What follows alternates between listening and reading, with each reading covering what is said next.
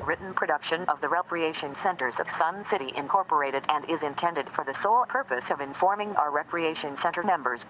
Any duplication, copying, transmission, broadcast, or use, including electronic and social media, is strictly prohibited without the prior written consent from the Recreation Centers of Sun City Incorporated.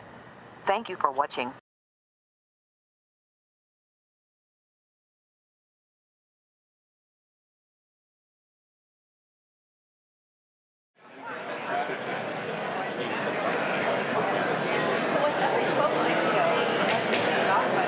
Gentlemen, it is the top of the hour and we are ready to try to get started.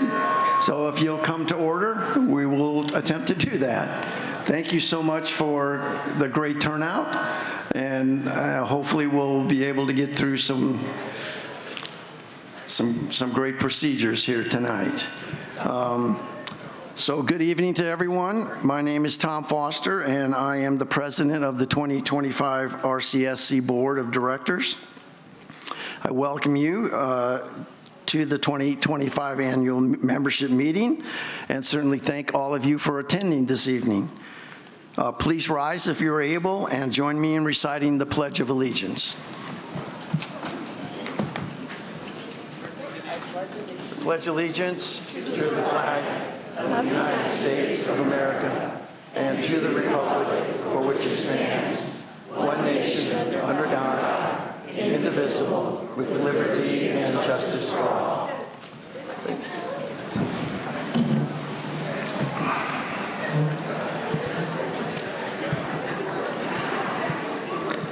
Okay, this annual meeting of the membership of the Rec Centers of Sun City is audio and video recorded by the RCSC management and staff. No recording by attendees is permitted. Please take out your cell phones, by the way, and I'm checking that right now, and make sure they are in a silent mode. And I will try to remember to tell you to turn them back on when we finish this evening. As a reminder, we do not tolerate verbal or physical abuse towards any member, any employee or staff member, and violators will be asked to leave the meeting. I would now like to introduce the individuals on the stage with me tonight. Director Collins here to my right will be in charge of determining the quorum. Board Coordinator Marcia Johnson at the far end, who will be taking minutes of the meeting. Our parliamentarian tonight is Ray Chornecki, here to my immediate left. And I would also like to introduce the members of the RCSC board members who are in attendance. Vice President Christine Nedesine. Good evening, everybody, and thank you for coming. Treasurer Anita Borski. Good evening. Director Preston Keiss. Good evening. Director Rick Gray. Good evening. Director John Brissett. Good evening, everybody. And Director Jim Ruff. Hello. I know. Secretary Connie Rickmeyer is not with us. She has come down with some bronchitis tonight, so unfortunately could not join us. All right, finally, I would also like to thank the RCSC audiovisual staff and then the Sundial staff for setting up the room for us tonight. As you can see, they went to quite an effort to do that.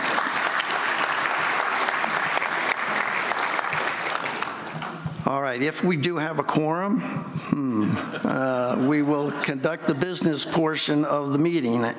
Our agenda contemplates completing the business portion, and once that's complete, adjourn the annual meeting and then have members approach the podium and speak for 3 minutes, similar to how we do the exchange meetings.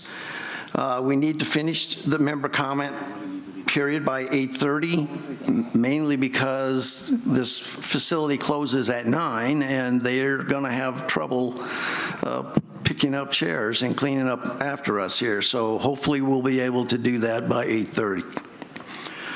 Director Collins, do you have a count for the members and proxies in attendance? Yes, I do. The count is 1,785.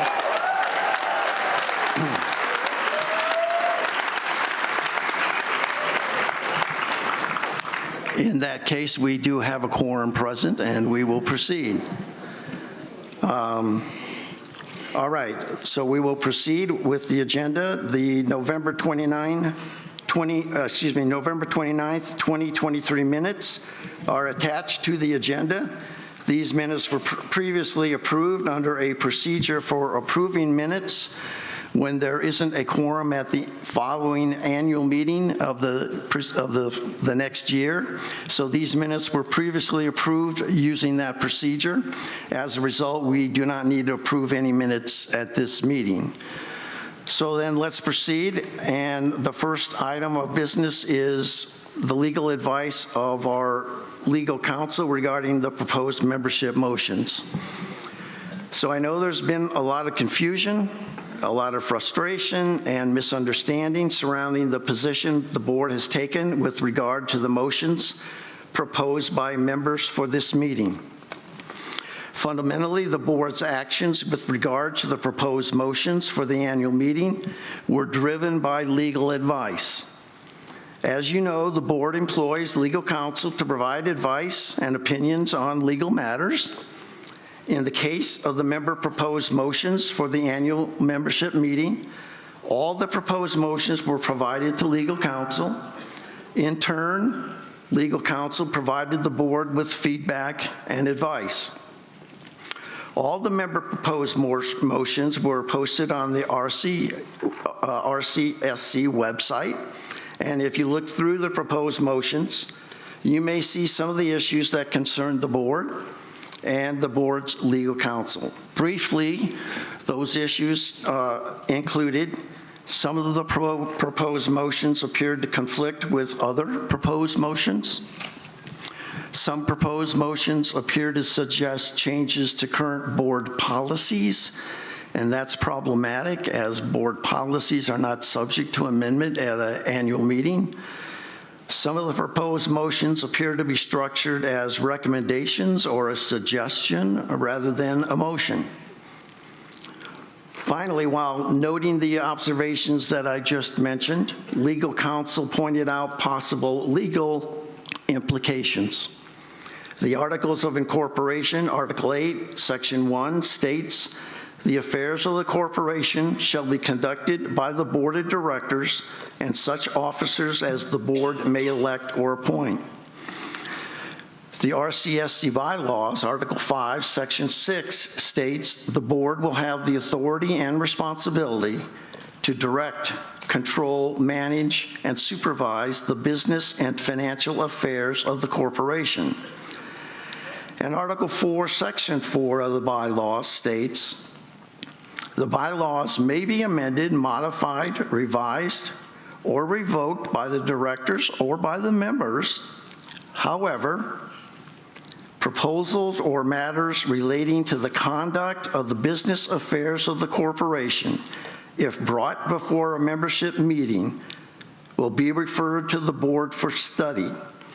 Such matters, being solely within the powers delegated to the board in accordance with the laws of the state of Arizona and corporate documents, will be considered only as recommendations to the board." Because of these concerns, the board's legal counsel recommended that all proposed motions be referred to the board for study, be considered only as recommendations to the board, and that no membership votes be taken at this time. I know that some members find that conclusion a relief, and others find it frustrating. But board members have a fiduciary duty to act in the best interests of all members and for the benefit of the corporation. If the board were to ignore the advice of its legal counsel, it would raise the question that the board was failing to do its fiduciary duty. This could open the board members to possible charges that they breached their fiduciary duty. While some may maintain that the board is also open to breach of fiduciary duty allegations by following the advice of legal counsel, the board needs to follow the advice of its legal counsel. So a couple more observations on this issue here. First, when a bill is proposed in the Arizona legislature, that proposed bill is vetted by an army of attorneys before it ever gets to be debated. The language of the proposed legislation and amendments that are suggested all get carefully reviewed by numerous attorneys. Our process does not currently allow for the same vetting of proposed motions as is done in the legislature, and that leaves the RCSC open to possible unintended consequences. There's no reason to rush to a conclusion when proposing amendments to the bylaws that the board and the membership may regret later. In addition, Article 4, Section 4 of the bylaws builds in a method for the membership to respond to decisions that they disagree with. So there are means for the membership to redress decisions on bylaws. And one more comment here, and this is relatively brief, but as you know, a lawsuit was filed last week challenging the board's ability to refer the member motions for study and not vote on them at this meeting. In speaking about the lawsuit, the plaintiff will always present his arguments in the best manner possible. That doesn't make them true. RCSC has been advised by its counsel that the plaintiff's arguments are not correct. RCSC believes its position on these matters will prevail in court. By law, the board of directors has the right to rely upon its legal advice and is properly exercising its fiduciary duty by doing so. In addition, RCSC has received legal advice from its counsel that RCSC should not publicly discuss the issues and legal arguments involved in the lawsuit. The issues will be framed and argued in court. Please remember that the RCSC did not file that lawsuit. Once the lawsuit was filed, the board must, pursuant to its fiduciary duty, follow the appropriate advice of its legal counsel. While the plaintiff can advocate his legal theories in public, the court will ultimately determine the outcome of these issues. The RCSC, pursuant to legal advice, cannot comment further on the pending litigation and the issues involved in that litigation.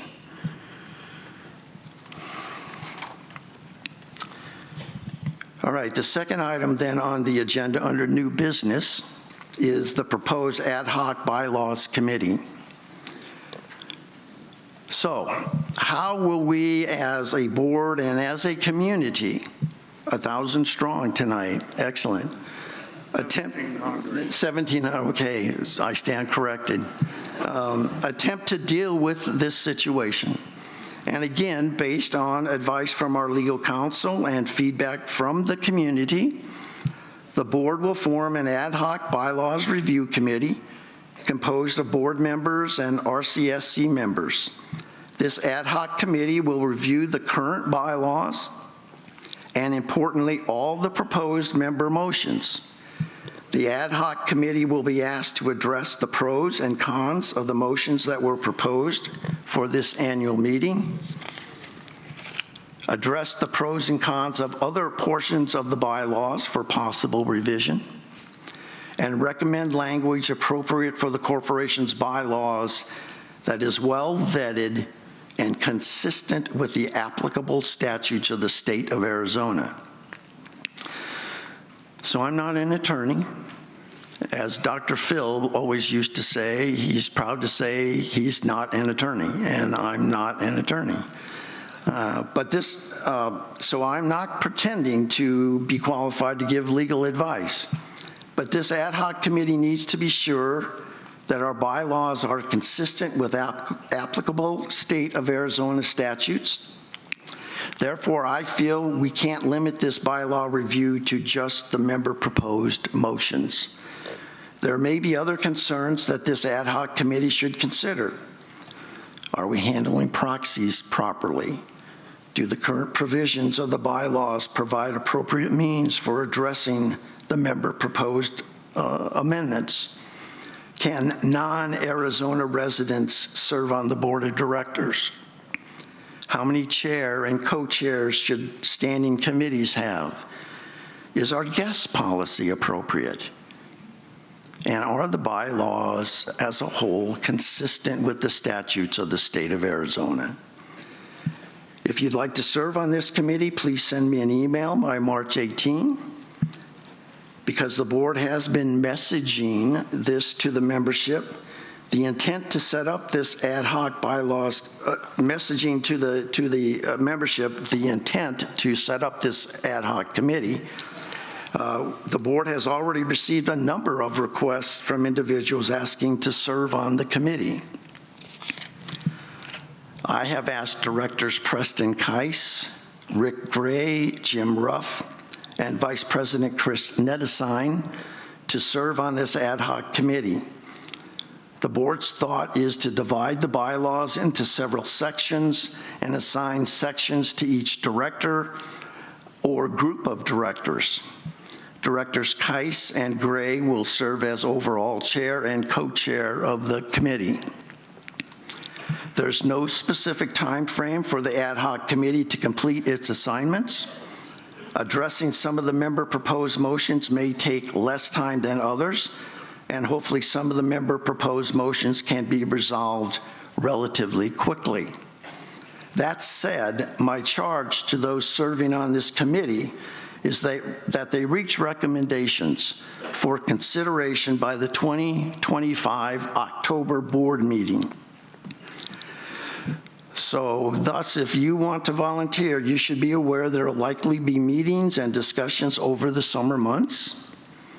And if you are a part-time Arizona resident, be prepared to accommodate attending virtual meetings.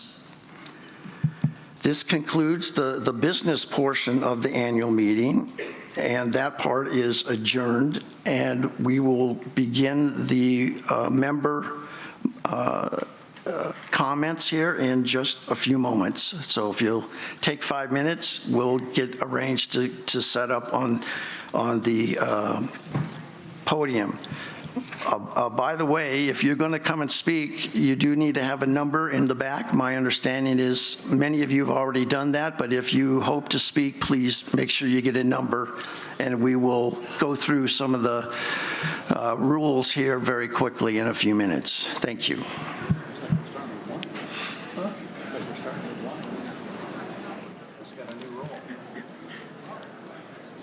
Why are we waiting? Because I need some water.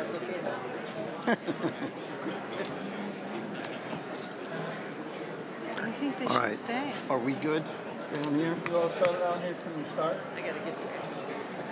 Yeah, we're good. Everybody's good at this end? Are you good to start? Yes. All right.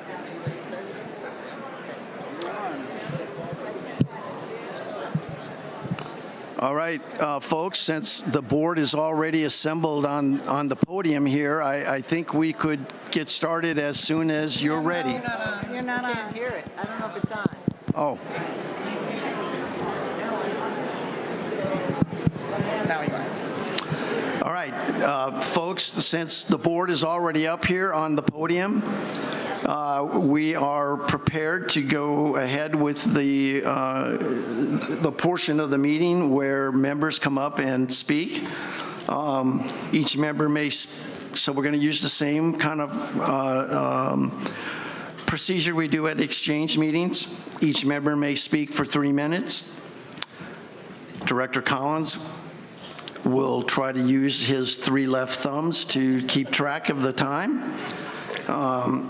Borrowing other members' minutes is not allowed, as many members, and I assure you this is the truth, have let me know that that practice is, they consider that to be a little disrespectful to others, so we will not allow that. The timer will run continuously once you start. So if you have questions for the board will try to respond to those if they can, or if it's appropriate when you're done. The members may have a second opportunity to comment after all the members who wish to speak have had an opportunity at the podium. However, we will attempt to cease the member comments at 8:30 because of the need to try and clean the room for tomorrow's activities. All right. Director Collins, do you have the first number? Number 1.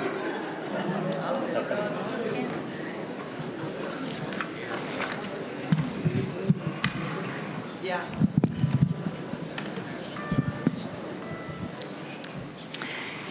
Jean Totten, 148753. Thank you to the Board of Directors for this chance to speak at my meeting. I want to give background as to why this petition was started. Back in the fall, 2 of our newer members felt strongly enough about a proposal from the board management to place the Performing Arts Center on Viewpoint Lake that they started an approved petition to recall every director on the board. Their endeavor did not fare well, but what I kept hearing afterward was not that members were upset with the board as much as they were upset with the general manager. They just felt that there had been too many mistakes made by him and could not understand why we couldn't recall him. I knew that there was no provision in our bylaws for that to happen. The GM is the only employee of the board. Therefore, it is up to them to handle the matter and be responsible for his dismissal. After the election of the 2025 board, I approached one of the members for advice. I asked this person if they felt that a petition asking to remove the GM could make a difference to them, since they were now a seated board member. I realized that it would have to be an unofficial petition because our bylaws do not give an instance such as this as a reason to file for a petition. This person replied, well, Jean, 100 signatures on a piece of paper would not do much toward convincing me that there was a problem. However, 1,000 signatures, well, that would be a different story. That would make me take notice of a problem that concerns Sun City and its members. Tonight, I am here to submit this packet of signed petitions from over 1,200 members, more signatures.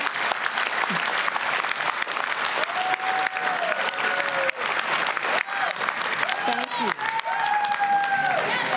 you. More signatures than what it took for some of you to be elected.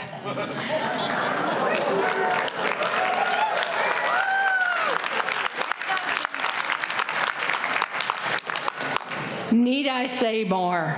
The membership is speaking to you, not with votes, but with signed petitions. Thank you. Thank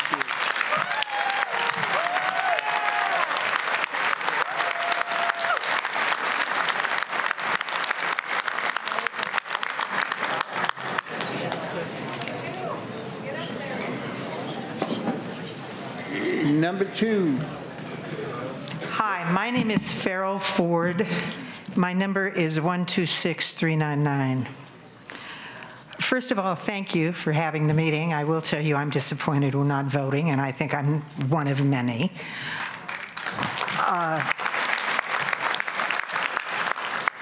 I've heard over the last couple of weeks, I can't come to the meetings for health reasons normally. I come when I think it's super important, and that is tonight. But I've heard watching the tapes that the members of this community are apathetic, they don't care, they don't come.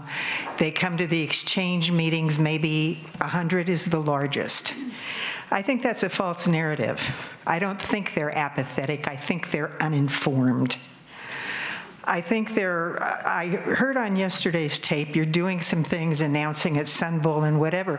That's terrific. That may reach 3,000 people.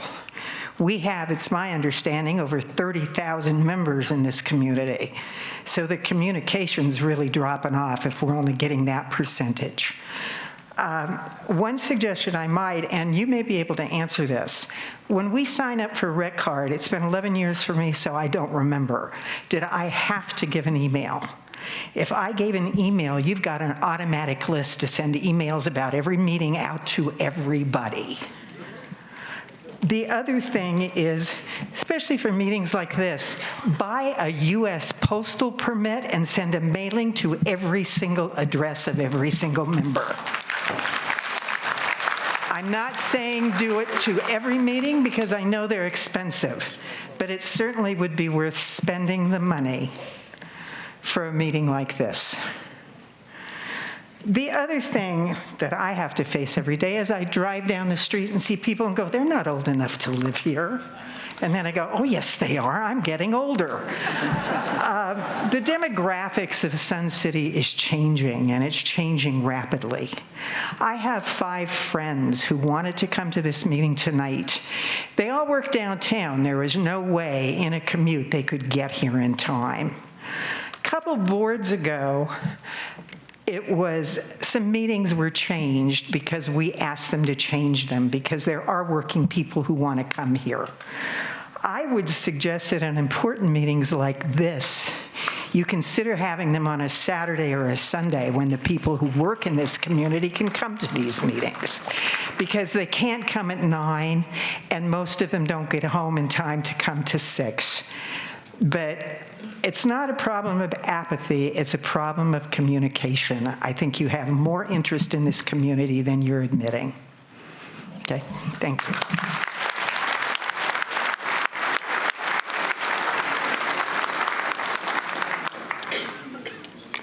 Number 3. You could put your phone on yourself and have it show off. Show that. Going once? Number 4. Apparently You didn't come up. Okay, we're back to number 3. I'm number 4, though. Oh, okay.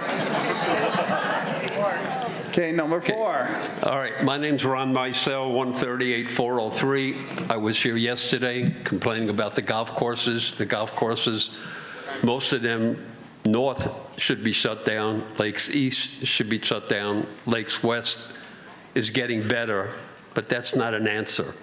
And I've been complaining for years, and nothing has gotten better. It's only gotten worse. They overseeded when it was 100 degrees. They knew that there was going to be a problem, but they did it anyway because they had a schedule and they wanted to make sure that the people coming in, the snowbirds, had a golf course to play on. So we have so many courses that are in poor condition. I asked you guys yesterday to go to Willow Brook. It's gorgeous. How many times have they overseeded it? I know at least twice and maybe 3 times. Costly, insane. We had another sheet of paper that came out that had all the losses that we had for $98,000 for the month of January. Most of it had to do with golf. One board member said, well, that was just a projection and it really didn't mean anything. Well, if you put a budget together and you project you're going to make $100 and you only made $2, where's that $98 coming from? Because you already spent it on your projection. And why does golf have to go up every year and the courses don't perform and the people outside don't want to come here and play golf? The golf courses are horrible. You know, no water on the golf courses. Go ahead, Steve. Well, do we have any golfers here? Time.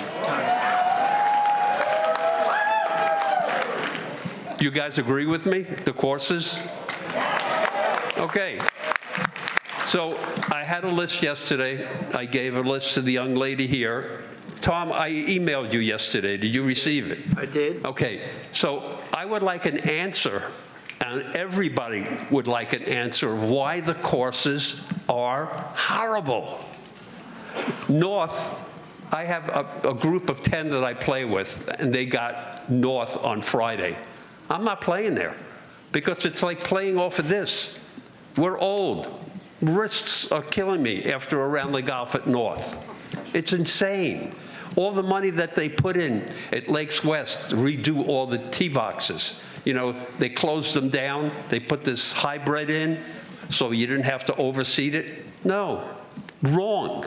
North, they did the same thing too. They closed it for the whole summer. And it's terrible. It's hard as a rock. You know, you guys got to figure out how you're going to fix the problem. The problem is sitting up there, and someone needs to take the initiative of finding out why these golf courses absolutely are poor. Thank you, Ron.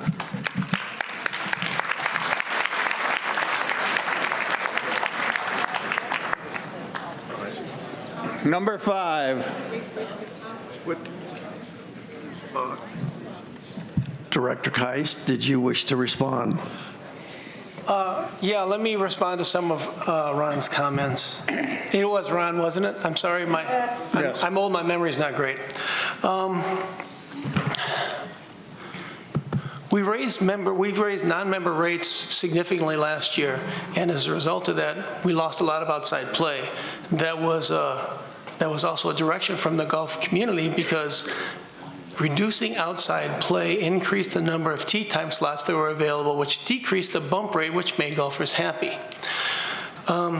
So we couldn't raise, when we got to the budget process this year, we couldn't raise those rates anymore because they were competitive with what other courses are playing that are competition. So there weren't a lot of options about how to raise rates this year.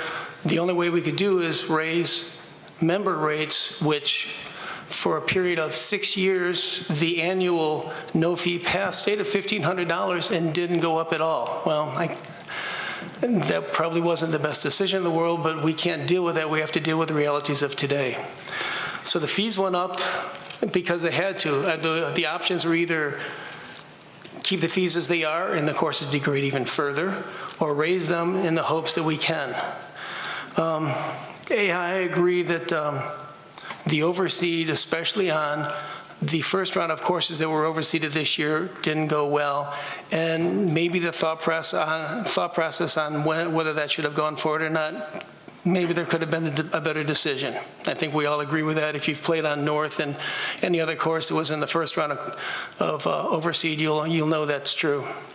But we've reacted to that, and we've established, as I discussed yesterday, a new process for next year. It's not going to help us this year with the overseed because at this point it's starting to warm up, Bermuda's starting to grow, and eventually the ride that we have is going to die as the heat comes up. That's the cycle of things.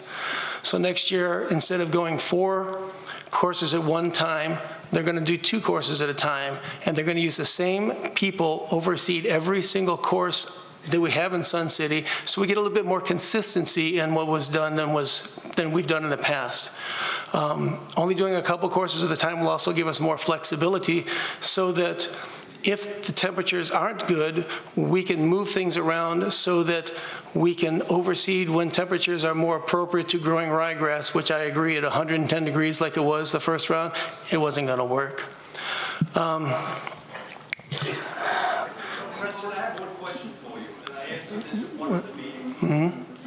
We need to, Ron, I'm sorry. You knew it wasn't right and you did it anyway. That's a true statement. You knew it wasn't right. Okay, folks, order, please. And Director Geis, we have 60-some numbers pulled, Yeah. so let's try to advance if we can to get as many people up as possible. So I understand you want to try to explain that, but let's try to get as many folks up as we can. What's the next number? Number 5. Number 6.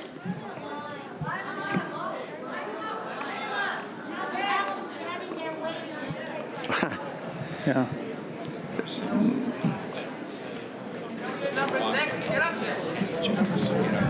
Hi, I'm Mike, 133-825. Mike, what's your number? 133-825. Oh, I thought you meant my card number, I'm sorry. B06 Okay. Is that okay? Bingo, yeah. All right. Excellent. Yeah, I've been here since 2015, living in Sun City. We love it here. But I got to tell you, I've seen a lot of changes the last few years, and not for the better. The rec center fees have been going up the last 3 years, and I understand they're scheduled to go up the next 7 years in a row. Is that true? I hope it's not true. But I got to tell you, I've been here, like I said, since 2015, and there were no rate increases until recently. I happened to run into Jan Eck about a month or so ago, and she told me that, yeah, we should bring her back out of retirement because she claimed she was here, 12 or 15 years, whatever it was, no rate increases. And there haven't been any since I've been here. I know that for a fact. And all of a sudden, we got new management, and we got all these rate increases, and that's not the only problem. We had that whole fiasco with the libraries last year. We had problems with, and still do, with Mountain View. I mean, I don't know what's going on around here, but I got to tell you something. If I did a fraction of what I've described already in any one of my jobs, I would have been fired for that. You understand? So I don't know why we're putting up with these ridiculous business decisions. I don't know. I don't know what's going on in the background. I don't know all the budgeting and the finances. I certainly don't have access to that. But it just seems to me that things could be run a lot better. Thank you.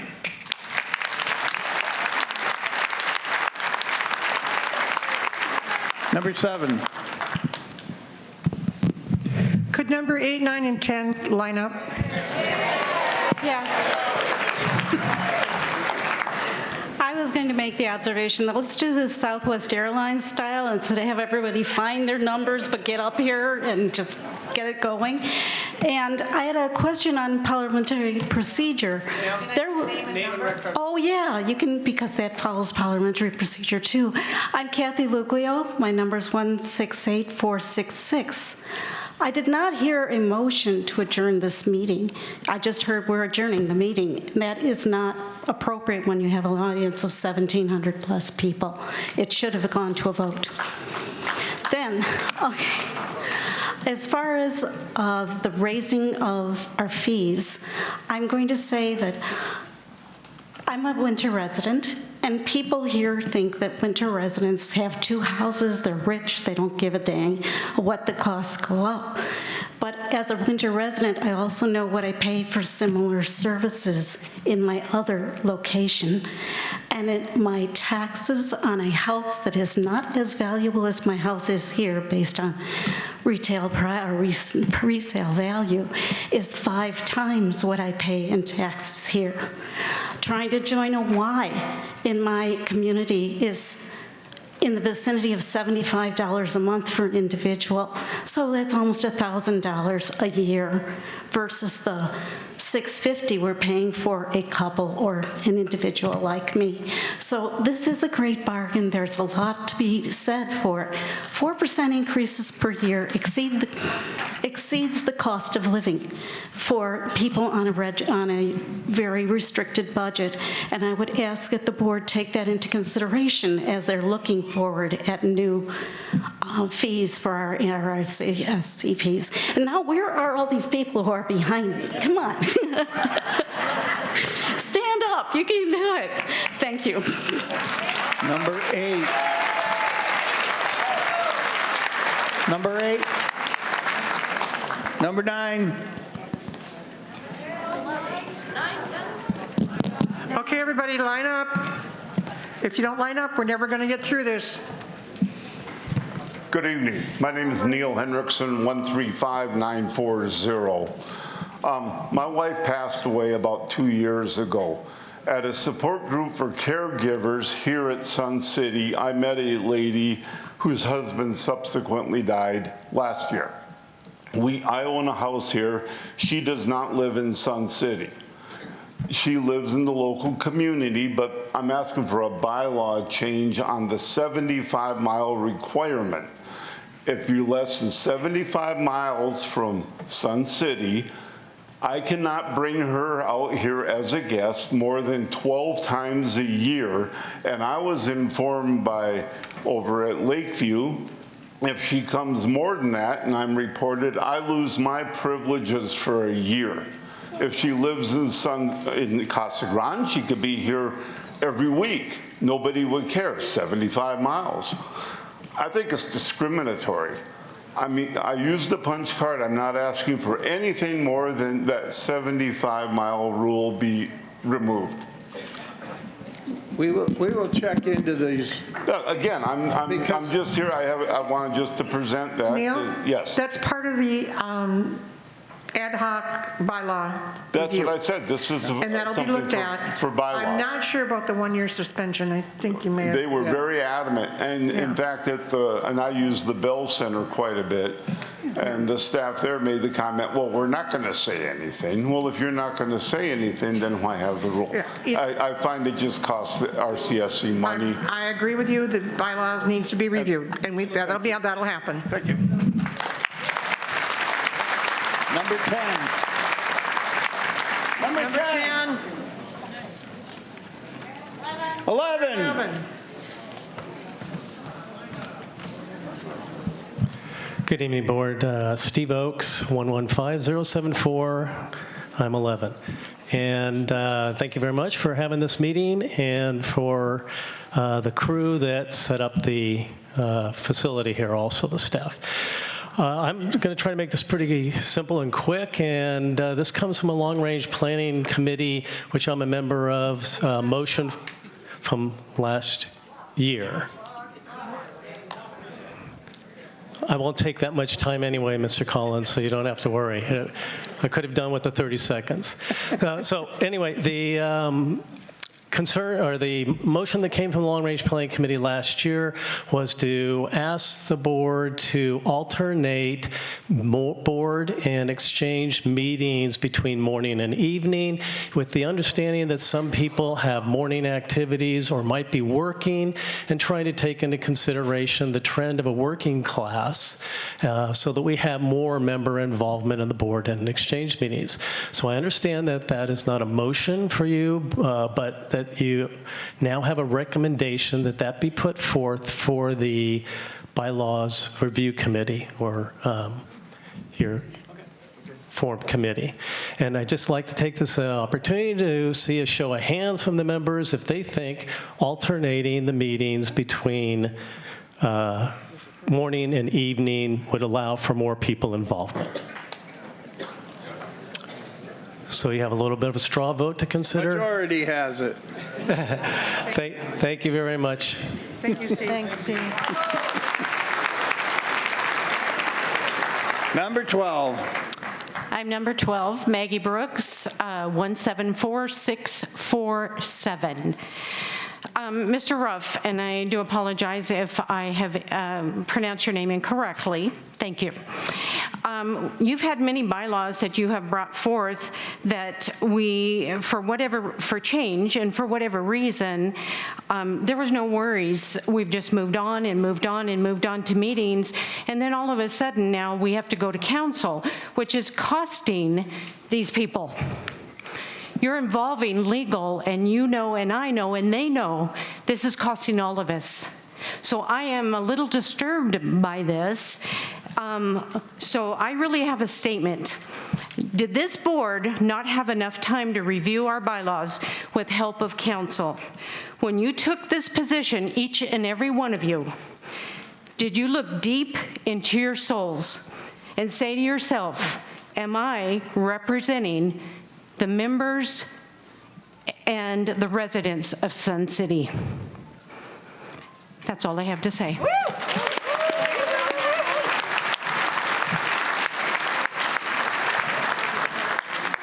Number 13. Number 14.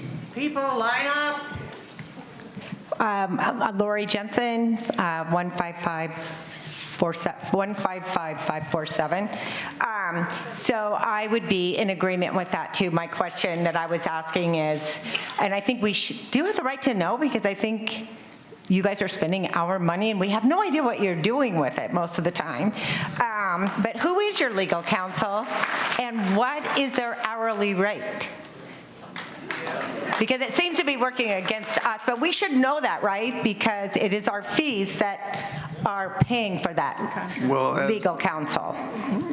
Not to belabor this, ma'am, but we did not file that lawsuit. Somebody else I'm not talking about the file suit. I didn't know about the file suit till tonight, but I was wondering that when I read in the Independent and in our newspaper, newsletter, that we've been advised from our legal counsel, and then what you said tonight, and I'm like going, okay, why, if everybody's doing something right, why do they need to hire a lawyer? And then we're paying for it. No, ma'am, when this goes to court, we will ask the plaintiff. I'm not talking about going to court. I'm telling you, ma'am, please stay in order, that we will be able to recover those fees from the plaintiff. We are confident. I'm not talking about the plaintiff. You're not listening to what I'm saying. I'm saying you said legal counsel has advised us that the members cannot have a vote, that we will, under our own time frame, take in consideration any recommendation or any changes that we want to see. And I think there's an overwhelming feeling here. This is my favorite town I've ever lived in. It still is. But I feel like you guys are, instead of representing us, are against us. Like, no, that we're verbal abusive, that we steal the remotes at the Bell Rec Center. I mean, and the signing and everything. The lack of answering, putting forth things that we want. I don't see any of you at any of the recreation centers. I don't know, do you go there? I don't see how many of you talk to us to see what we would like. And on top of that, maintaining the infrastructure that we have, that over the last year and a half, gone down. Equipment at the gyms, replaced with cheap material versus leather, and they're getting torn all the time. The windows aren't professionally washed. Okay, I'm done. All right. Thank you very much. Ma'am, I make it a point to go to all the clubs to talk to as many people as I can. And you can ask them because they know that I do that.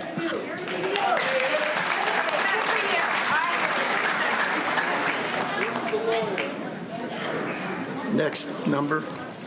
Number 15. 15, Edward Moore, 113527. I want to take us down memory lane for a minute, because when we bought in this community 15 years ago, we felt it was a land-based cruise ship, that everybody was wearing tropical shirts and serving us, and we found that the annual meeting was a great time. We had a presentation. Somebody mentioned Jan Eck earlier. Our GM, don't know where that person is, would take us through what was happening, would tell us what the projects were this year, what the projects are next year. They would show us how we stack up, having the lowest rec fees in the country, having the most amenities in the country, and we thought, couldn't be better. This place is great. We never got a quorum because there were few real complaints. I think you're seeing a quorum here not because suddenly people decided that I want to get involved. I think you got some people that are not particularly happy.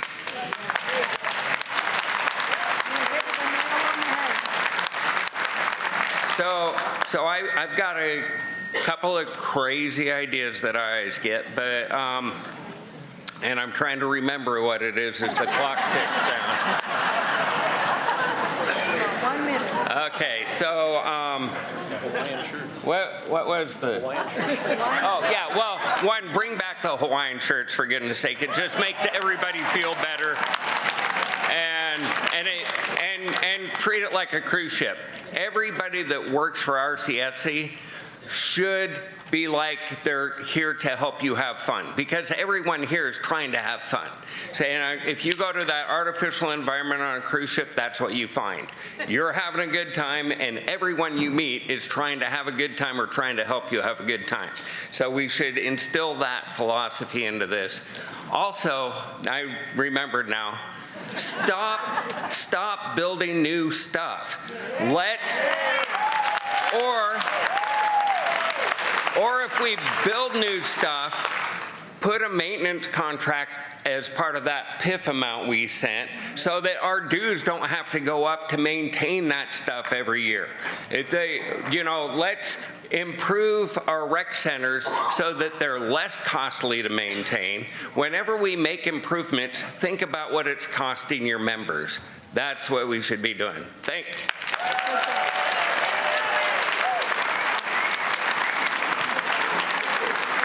Number 16. Hi, I'm Pat Hafey. I've lived in Sun City for 17 years, and I love this place.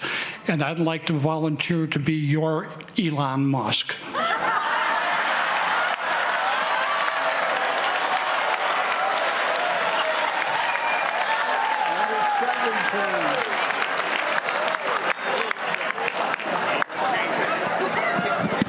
Okay, everybody up to 25, get in line. Number 17. Diane Modell, 145165. The general manager needs to go. I recommend that we have an outside management company that has no skin in the game. An outside management company will manage Sun City without taking into consideration all the special interests that people are pushing through. That's my recommendation. I also would like a date on these proposals, these amendments that people have come out here to vote on, and you have refused us the right to vote. Give us a date that when we can vote and come out again 1,800 strong. You need to look at this crowd. We came here for a reason, and we don't have a vote.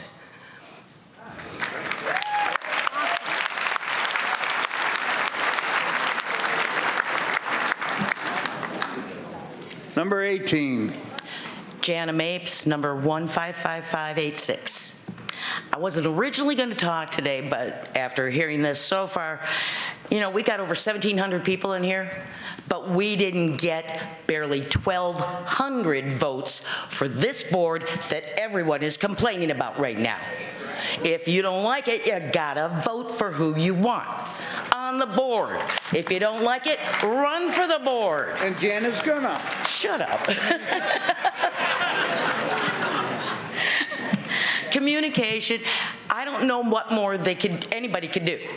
It's in the Independent. It's on every marquee. It's at every center. If you walk in, they all have the big bulletin board. It's posted. It's by the library. It's everywhere.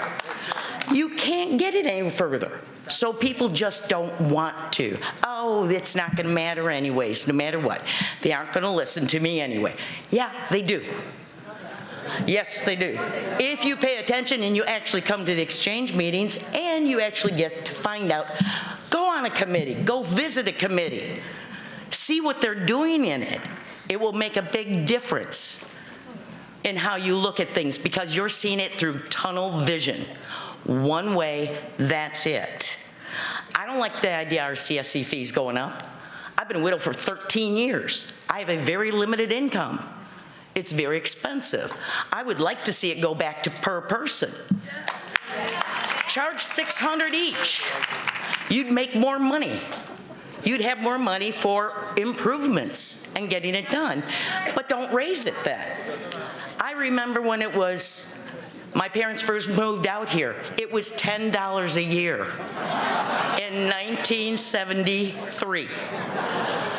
It went to $25 and you had everyone in the community in this building, they were outside bitching about it. So it was also by person too.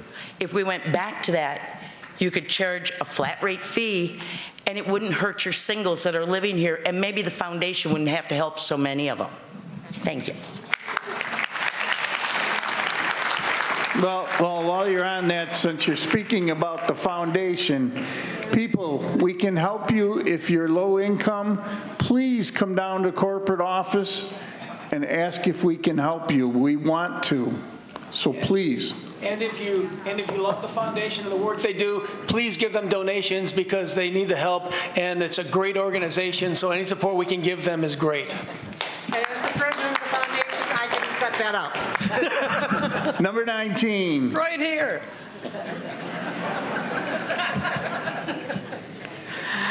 My name's Mary Dahlman Shopper. My number is 128442.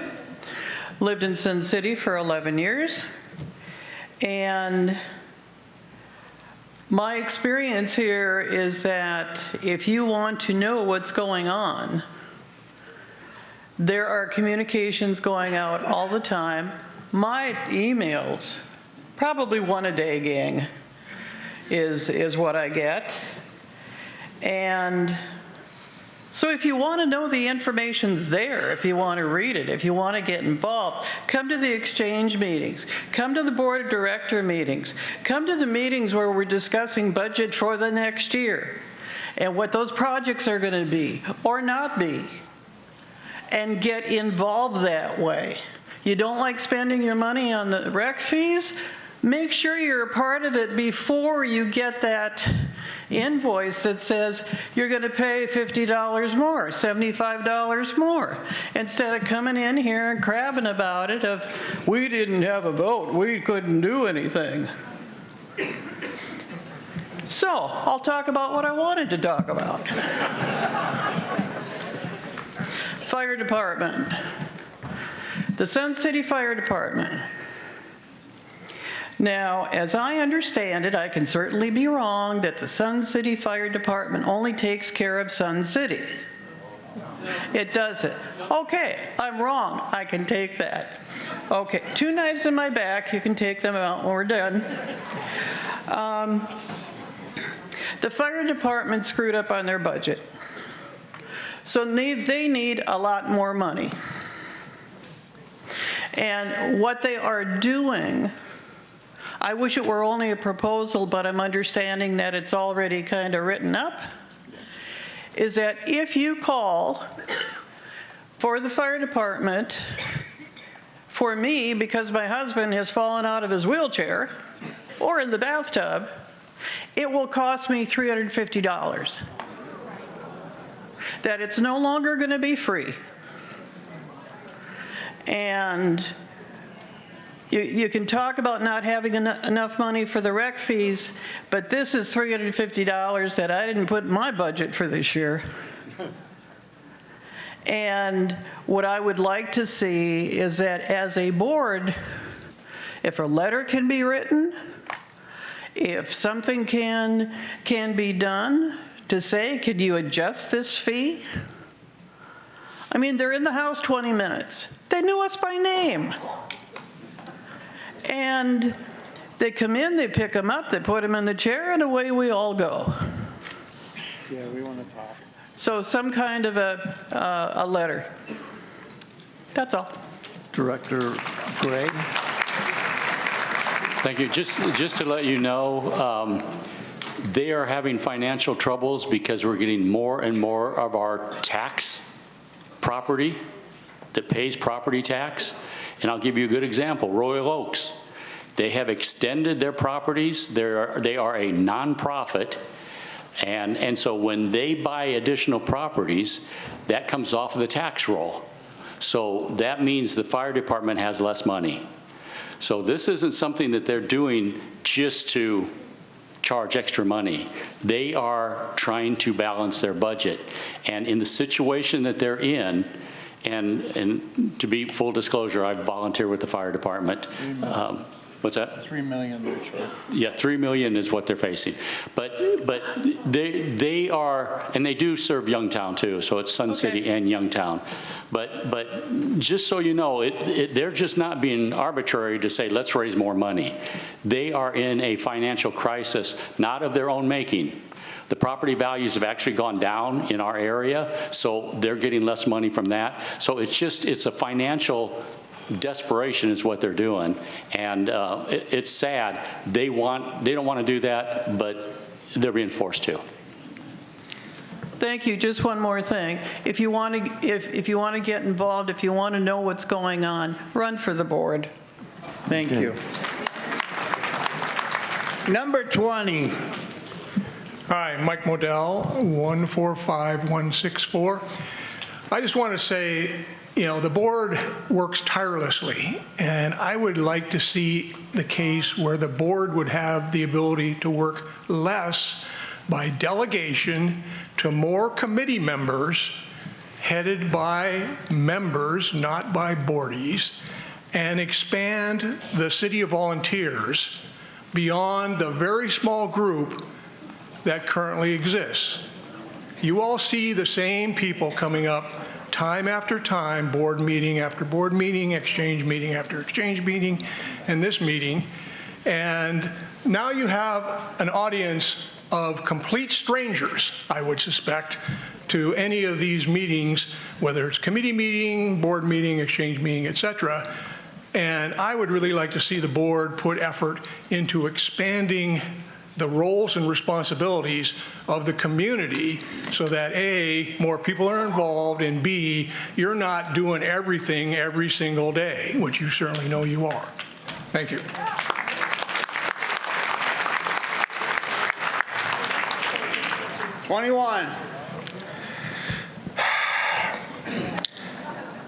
John Fast, 153253, AKA Plaintiff. My suit, if you just hear me out, was based on the right to vote. Because, as you can see today, we can't vote.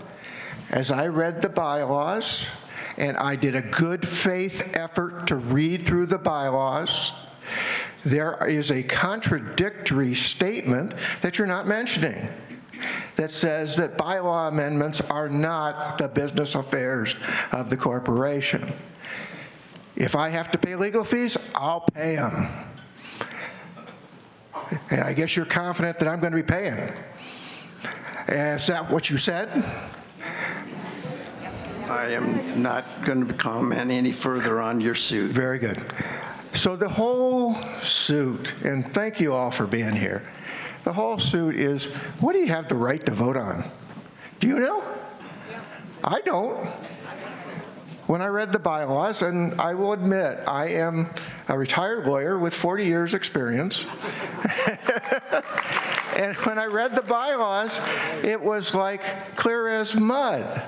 But it seemed like the whole thrust of the activity that Mr. Pearson over there and Ms. McAdams right here had was give the members a vote.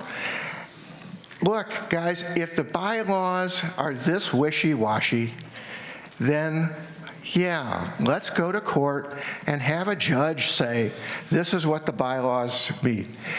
The lawyer's name is Jim Heighton. I believe his fee is reasonable. He's a good person. He's easy to deal with. And I guess the last thing I will say is I reached out multiple times to discuss this matter, both with the board and with the lawyer. So I don't accept the fact that this couldn't have been resolved by a discussion. Thank you.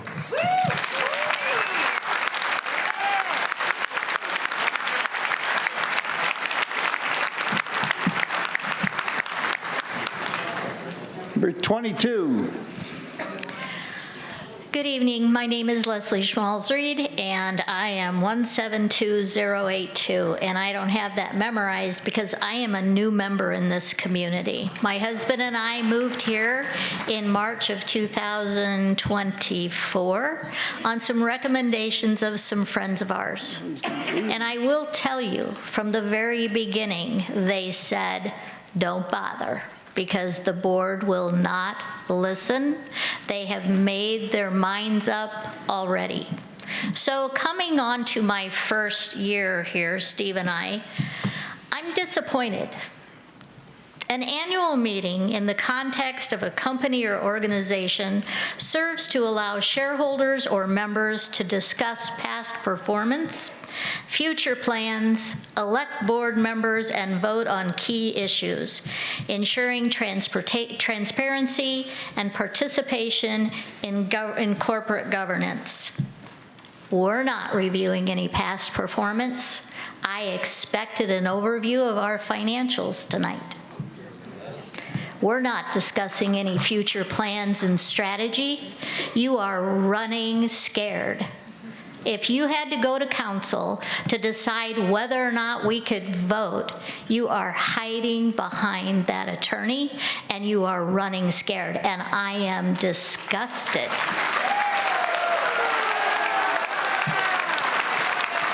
You may believe that you're giving us open dialogue and allowing us to stand here for 3 minutes with questions, granted, but I don't know what you're going to do with any of that. You are meeting your legal requirement in having an annual meeting. I have stepped forward to be the president of our condo association because I saw changes that needed to be made. We had a board that was failing to provide transparency, make the needed repairs, including our electrical and our landscaping.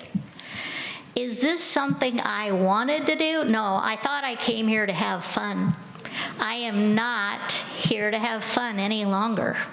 I cannot afford to live here if we are going to continue to raise the rates for my recreation, of which at this point I really am not getting to take part in.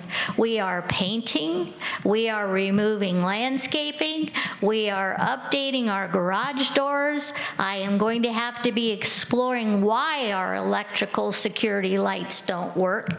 And in the meantime, where I live is fairly close to Youngtown, which is what we said we could live with. We love our area, but I'm disappointed that I have to share my fire department with Youngtown and the disgusting mess that we have over there in that community. Thank you. Thank you. Number 23. Frank, 140157. I was just commenting on the board mission vision statement. I don't remember when we moved here, you want to be a national leader. I didn't come here to be a national town. I came here for a low-cost retirement area. So I wish, and none of my neighbors want national. They want low cost. So hope you can keep that in mind. 24. Good evening, guys. I'm number 25. My name is Tamara McNelly, and my number is 143432. I can say that I've been living in Sun City for 11 years now, and this is my very first meeting because I did have a full-time job and couldn't make any of the meetings. It was very difficult. I want to thank all of you guys for being volunteers. I have done a lot of volunteer work, and I know it's not easy. As a new person to this meeting, I can say definitely by the amount of people here that there is definitely a failure to communicate. And if you are real active, you can pick up flyers and see what's going on, and I completely understand why some would think that you guys do wonderful communication. But there's a lot of people that feel that there is not communication. So I'm very, very happy that you guys are doing the ad hoc meetings. I Definitely, this is not what I expected an annual meeting to be, for sure, but I'm looking forward to you guys coming up with solutions to communicate better, to resolve issues, to keep everybody in the know. And the one thing I would say is definitely our golf courses have gone way downhill. And I don't agree that there's just too money or no money. I think there's a lot of management involved with that as well. So it's easy to say we don't have the money for it, raise this or lower this. But I think that having the players participate with some of the challenges, and not just with golf. Sitting next to a lady that I met today for the first time who said that they want a theater here, so she's not going to have her line dancing anymore. So I would definitely say, I used to be an ops manager of a community theater. I don't understand why we can't have these chairs and move them out of the way for line dancing and still have the theater. Even though I'm a fourth generation Arizonan, I did live in California for a long time. Still have all my family from California, but I know there's a lot of people moving here from other places in the country, especially California, where you can sell one of our houses for double what they pay here and have all this cash, and it's easy for them to want all these fancy things that a lot of our residents can't afford. So it goes back to communication, where everybody gets a say. 26 seconds left, where everybody gets a say, and then the majority votes on it. It seems pretty simple, but I would say that we have to look at the way we communicate so that people who work can still have information. Thank you for listening. Director Nettesign, you wish to respond? Not specifically to you, but as a communication piece. We're starting to lose members. They're wandering out. I wanted to do a reminder about the Tri-Arc presentation from Mountain View on March 18th, right here from 5 to 8:30. So it's up on the board. It's going to be a special session where members can come, listen, and ask questions and get answers. But before we lost anybody else, I just wanted to say that so that we reached as many members that were here as possible. So thank you guys for giving me that few seconds. And ma'am, thank you for letting me speak. No problem. Ma'am, I'm 28. this room here will be for dancing. It will not be a theater here. I want everybody to know this is not going to be a theater. It's not going to have roll-up seating. This is our busiest room in all of Sun City, and it's going to stay just the way it is. Director Gray. Thank you, Mr. President. I would just say one thing, too. We also have a communications committee. And actually, Vice President Nettesign chairs that. And so if you're interested, that might be something that you want to partake in. Communication is a growing issue for us, a high priority for us, regardless of what people think. And Chris is doing a fantastic job of getting us moving in that direction. So you might want to look into that as participation, too. Ma'am, what's your number? 28. Okay, 29 through 35. Line up. 28.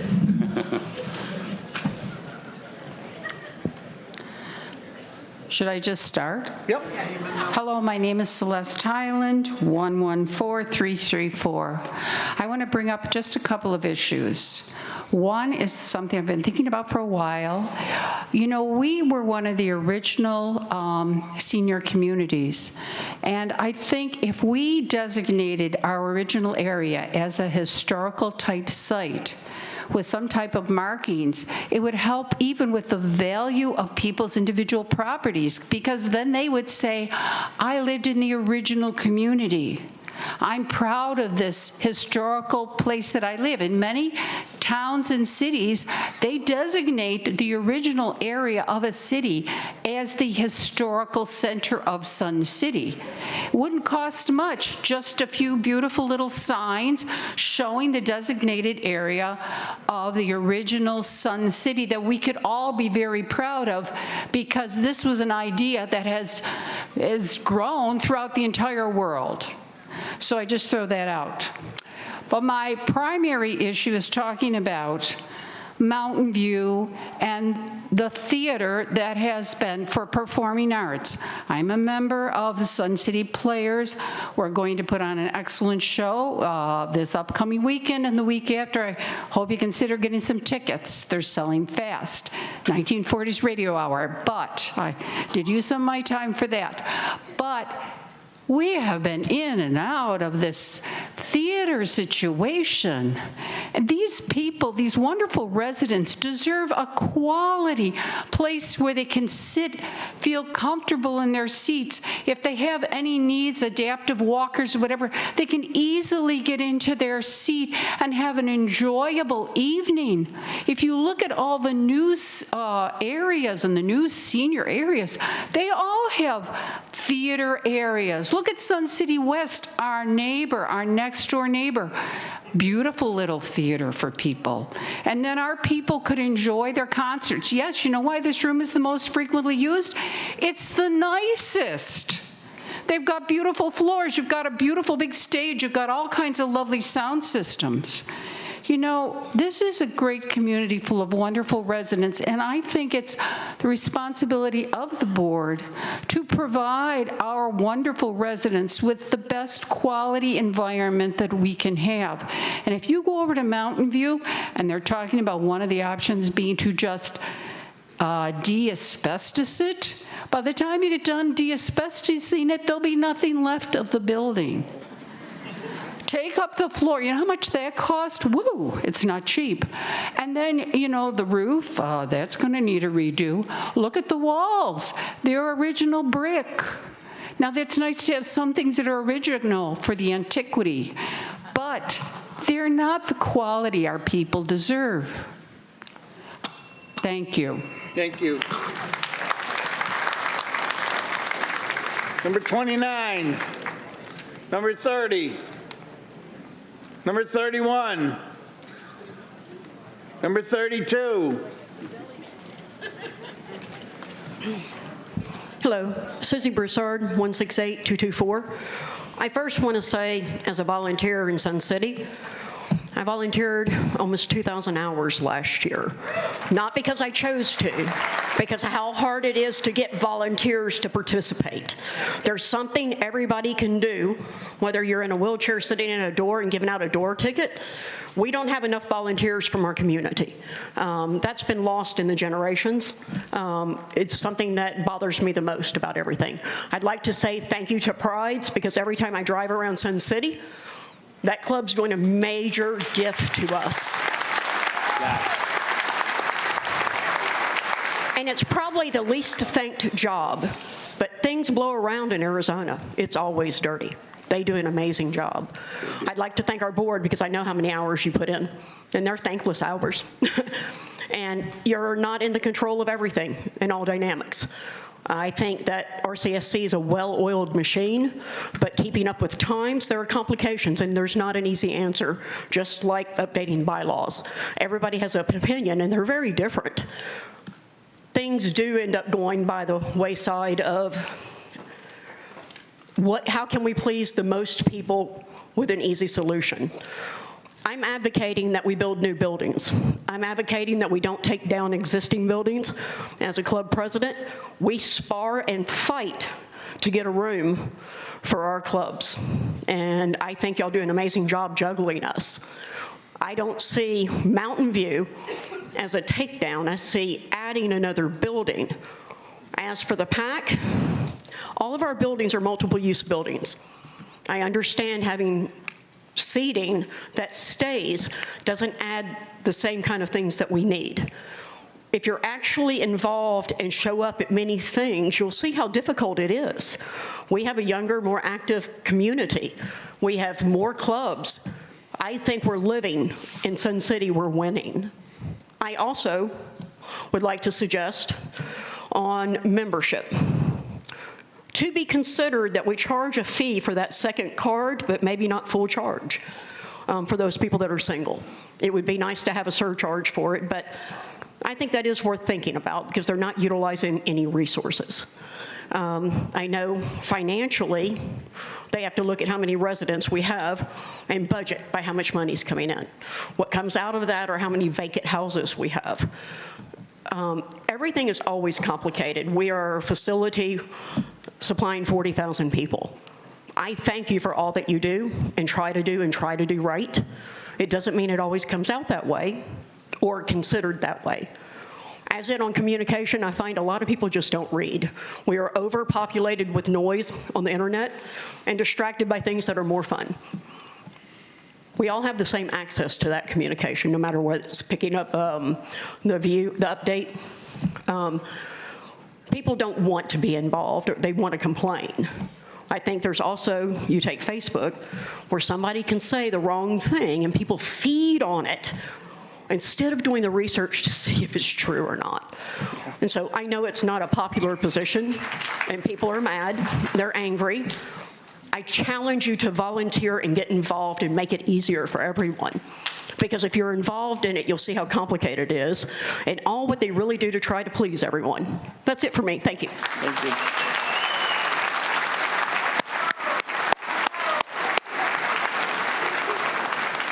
Number 33.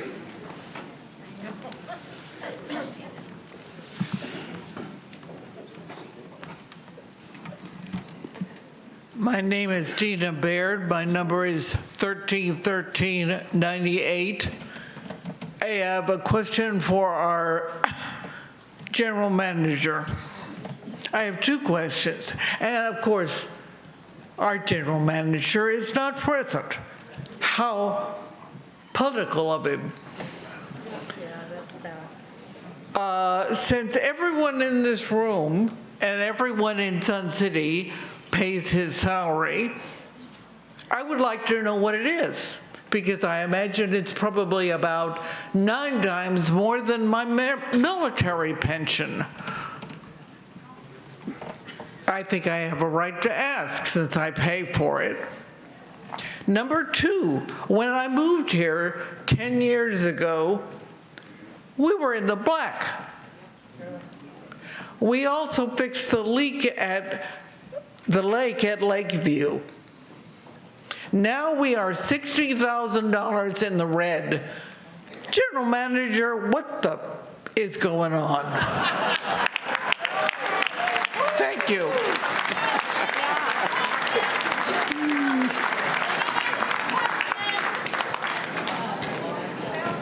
I'm sorry, she didn't get an answer to her question. What's his salary? He's not here.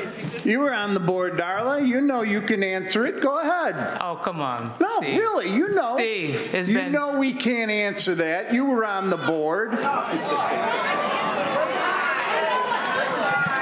What's his salary? Order, please. I'm sorry, but His personnel salary issues, we cannot go there. That's confidential, and I know you feel concerned about that, but that is not. Ma'am, please, if you continue, we'll have to ask you to leave. Yes, you.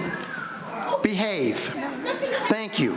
All right, now, Darla, your 3 minutes, please. Thank you. Darla Akins, 54010. I have lived in Sun City for 20 years. And this last year is the first time I've ever seen Sun City go to the dumps like it has. I mean, we have really, our facilities have been kept up and they've been looking fine and been doing great for a very, very long time. Like she said, we were able to fix the leak in the lake and still didn't have to raise the fee $75. And everything else that you're doing or you should have done was already scheduled, but then when the new board took over, you scrapped all that, including Mountain View, and decided to take it over again, do it over again. How many times are you going to call in the architect to do Mountain View? Come on. What does it take to draw some plans up? And as far as transparency goes, which you guys all said, oh, we got transparency, we're going to be transparent. You could have been transparent with the motions that were submitted. instead of just sweeping them under the rug. I know you said we can't vote on them, but you still could have discussed them here.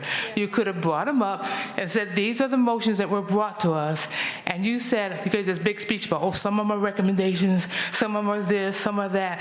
Well, as you go through them one at a time, you could have said, this is one of the motions that were suggested, but it's only a recommendation. You could have still discussed it and still brought it out front and let people know what people are asking for. Thank you.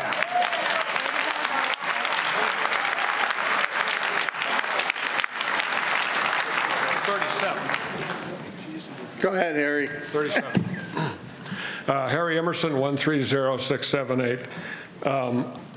I'm going to take a little bit of a different tact here, given the applause line. I'm pretty sure this is not going to be very popular. But I would just like to say the top line comment is I would say kudos to the board for the way this whole thing's being handled. I know that there's a different opinion, set of opinions out there of, given the hand that they were dealt, which is, oh, by the way, 31 pages of motions to go through in 7-10 days and come up with the various legal reviews and that sort of thing, probably spoke to process, but this is the way they chose to go, and this is where we are. Yes, it would have been nice to have voted on some of the non-controversial items, but my sense is the lawsuit stopped that cold. You can dispute that or you can't. In previous lives, some of us have been on either side of accepting or rejecting legal advice. The times that I chose not to accept that didn't work out too well. So I've always kind of taken the tack to accept the legal advice. So I just say kudos to all of you for the way we're going. And yes, we would like it to move a little faster, but this is what we have, and I think you're doing just a wonderful job. I think the idea to start gathering the input for the motions like tomorrow for next year, cut it off, say 90 days prior to the annual meeting, so we have time for all this, which is pretty close to one of those motions, is probably a pretty sound idea, which would be a good nominee for our new committee. I personally support the way ahead, and I think we have the right folks sitting up there at the table to guide us this way. Thank you very much. Number 38. And numbers in the 40s, if you could step forward, please. Anybody in their Hello. 40s? Or not the age, numbers. On the mic. If you have a number in the 40s, please step forward. I don't need a mic. That works. Good evening, and thank you very much for holding this meeting in the evenings. I think that the thought that Chris Light, 153-548. And we've been here, this is our 5th year, and I didn't come here to continue to be a boss and to continue to be in charge of things. I came here to let go and have fun. And I'm having fun every morning at 9 o'clock. So please understand, I care, I'm interested, I watch every video, but that is not communication. That is, I hear it, I think about it, but there's no discourse. So I agree with the people that have said that we need to look at evenings, weekends, those kinds of things, because we have a lot of people here that are coming in, that are still working, that have fresh ideas, and some of you are some of those people that have just been working and are ready to continue to embrace that. Well, not me. I want to have fun. So just one of the thoughts I have is that change is hard. Nobody here seems to want to have change. So bless you all, because that is an incredibly difficult place for you to be in. But two-way communication is going to help with that. So please give us a chance to be present and still have fun. The other thing I just wanted to say is that when I play 9 holes of golf and pay $25, and I hear that someone comes in from Golf Now and plays 18 for $17, that is a broken process. So I appreciate all you're doing, and I know we can't get rid of the people from the outside. We're too big. We have, so the change of the generations. And, when you've got people that are still working, they're not playing golf during the day. So please understand that you guys have got an incredibly difficult job, and you're doing a lot more, I think, than has been done in the last post-COVID years. I think like the whole world changed since then, and you guys are trying to bring it back, and I appreciate that. But just remember, we're all here to have fun.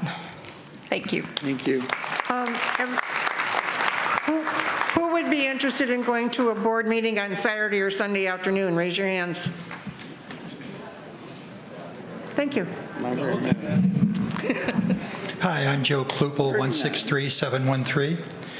I'd just like to remind everybody that representative democracy is when you elect people and then they are responsible then for doing the job. If you don't like it, then you vote them out. You don't take over and have the whole population of 30,000 people voting on stuff. It doesn't work. Next thing is, you're blaming the current general manager and the current board for not having increased taxes, increased your yearly rate for many years. It's the fault of the previous people, not the current people, who put us in this mess. Thank you. So thank you.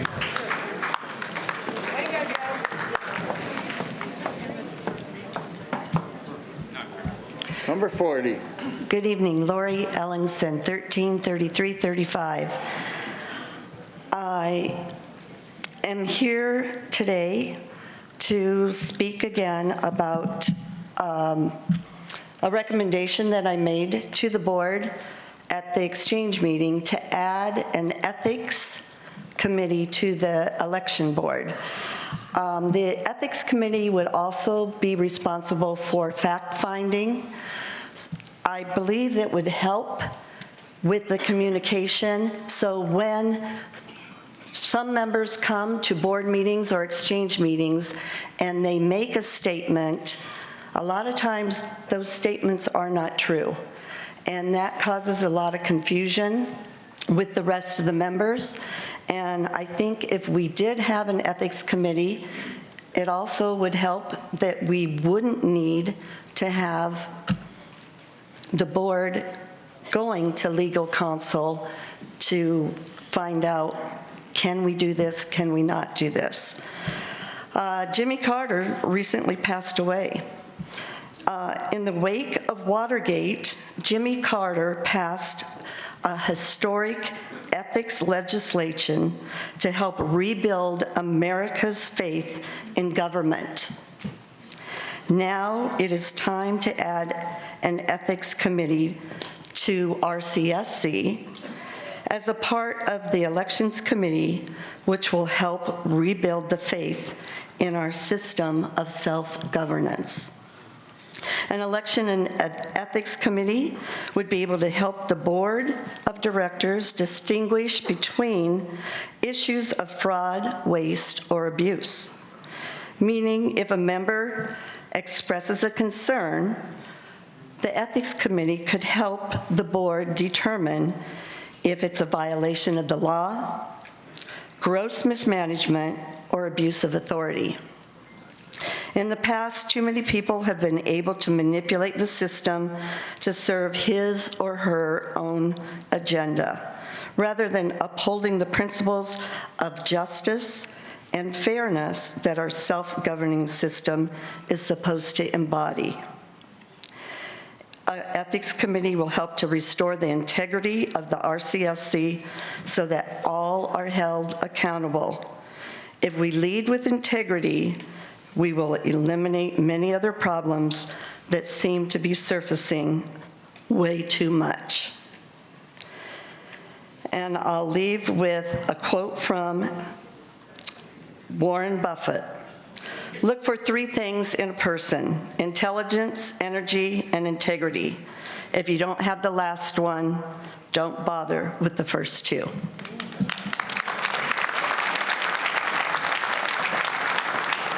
41. Susan Bjork, 112-650. I could say a lot, as you guys know, speak on a lot of topics, as I have over the last 3 years, but I only have two. And one came up because of what people have been saying, so I'll get that out of the way. I bought my dad's home in 2010, and the fees were $496, all the way up until 2023, when they went up to $525. So what I'd like to say to all of you is that these facilities need to be kept up. And those years, all those years that I didn't pay an increase, there was inflation, there were different things that would have required us. Everything goes up every year to account for the increases. But that wasn't happening. No, what was happening is neglected maintenance. That's why our facilities have gone down the tubes. And part of that was because they wanted to tout this carryover number, which needed to go towards the maintenance. So no, it is not this board's only fault that these fees have gone up the last 3 years. It hasn't been 7 years. It's been 23, 24, and now 25. And I, for one, want our facilities to match the ad that I understand was on the Oscars of the beautiful Del Webb properties. You think that people seeing that ad are gonna come here? No way. They're gonna look at that and say, these don't even look anything like it. We need to have our properties values increased, not decreased by shell game of some sort. So this business about our fees not being increased is a bunch of bunk. It needs to go up because it needs to catch up for what the past management did. So that took up a lot of my time. The thing that I want to say is something happened last year, December 19th. I presented an opportunity for you to change the committee bylaws. And there was a reason for me to bring that committee bylaw change to the table, and you guys ignored me. So I put both the motions out to bring up, to have them approved by the people here, because what you did was you took back the power of the committees. Those committees are developed so that we can have input. And what happened was we developed a process to vote new members on, and that was ignored, and the control was took over by the chair and decided not to bring that member on. So I have asked you to put the power back into the members' hands by allowing us to vote the members on and not taking control of it. You have the motion, you know why it happened because I wrote you about it, and that it's very disappointing. So take that under consideration. And you can all see the motions. They're 9 and 10. Number 42.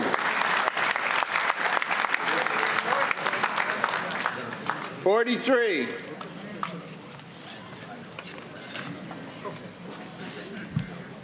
Bill Pearson, 133-438. I was going to start by dragging up the 4 names of the attorneys that helped the Webb Corporation write the documents that you're living under, the Articles of Incorporation, and help build the sense of community that we all enjoyed back when it opened. I can tell you this, that if they had the corporate attorney you're using to help shape those documents, we wouldn't be here. Our attorneys back then were about the community, not the organization. The community, not the organization. Big difference. I don't want to debate. I don't care. The community is how and why we were successful. The sense of community, the sense of ownership, the sense that when I bought here and I elected you to the board, we had a mutual responsibility to share in the governance, The committees that were elected for all of those years up until 2006 had a voice and a substance that was this big, and then we pared it down to the point where it got this big. And so as we evolved this hierarchy of top-down leadership from bottom up, it changed. You didn't create it, you inherited it. We got to that point where you guys are the product of an environment where you're in charge and we're just here hoping to have a voice. And I don't say that lightly because honestly, you do all the legwork. We get one meeting a year, write the bylaws so they reflect exactly what they're going to say. I wore this shirt in memory of Ben Roloff, and he had a very simple philosophy about bylaws. Mean what they say what they mean, and then make damn sure that that's how you run your organization. Our bylaws are a convoluted mess. They were 16 pages for a very, very long time, and then lo and behold, in 2006, we went from 16 to 24 to 36 pages and virtually unreadable. Lawyers love ambiguity, because then they can argue about what it really says. For the vast majority, and thank you very much, I've been coming to these meetings for 22 years. This is the biggest, the largest membership meeting I've ever attended. So if you honestly think that people don't care, when you didn't have the wings open, I walked in and said, "Are they nuts?" And the second comment was to one of the maintenance people, "Open the damn wings." And they did. Thank you for that.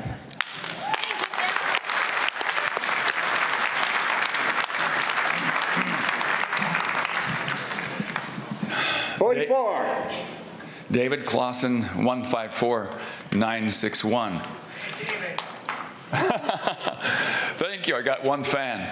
I appreciate the privilege of being here. I honestly have so many notes, I don't even know where to go. But I do want to say this. I voted for most of you on the board at various times.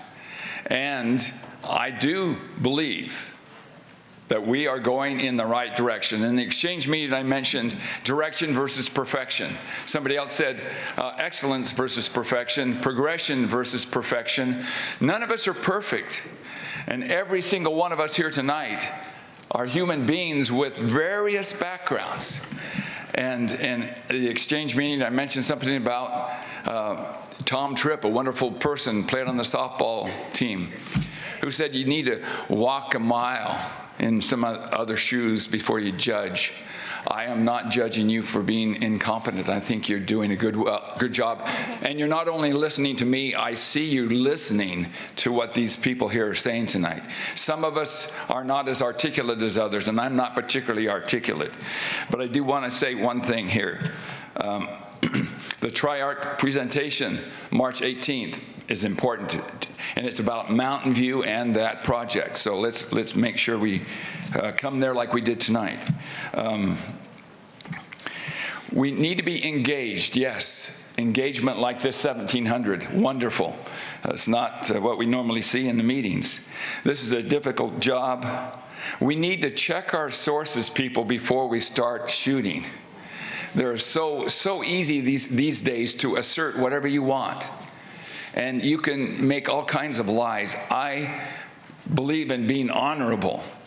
Lori talked about integrity. Yes, integrity. I believe you guys have integrity. I've seen improvement, and I just think that's wonderful.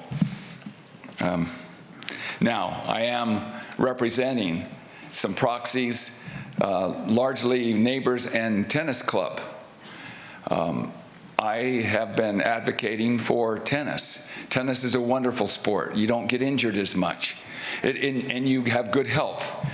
And we need our courts. Maintenance, we just ignore. You people, if you go and walk the hill, you ignore the courts. Those 4 tennis courts are just an embarrassment to Sun City. 2008 is when I think they were last resurfaced. 2 of the nets are down. 4 of the nets were down until I asked for it, at least 2 of them. They're cracked. We try to use them, but we need maintenance. Thank you.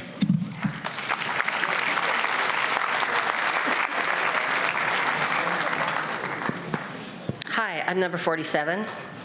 And my name, 47. My name is Deborah Benson. My number is 154065. I've been here 5 years. And I had a couple questions. Is it true that RCSC can put a lien on my house if I don't pay the RCSC fees? They can. And I don't understand how that can be even legal or something that we would even allow to happen. We don't. Because it's just, that's horrible. If somebody is homebound, somebody has no way to come out and use the facilities, for you to do that, I think is just horrible. Right, and we don't. It Well, could be somebody done does. by law. It says it could, if it gets in the rears of over $1,250. But we don't do it. We don't do that to our people. Well, that's really good to know, because that's not what I'm hearing. And so I'm glad to get that, to know that. Another thing, people talk about, well, let's raise the rates if you have 2 people instead of 1.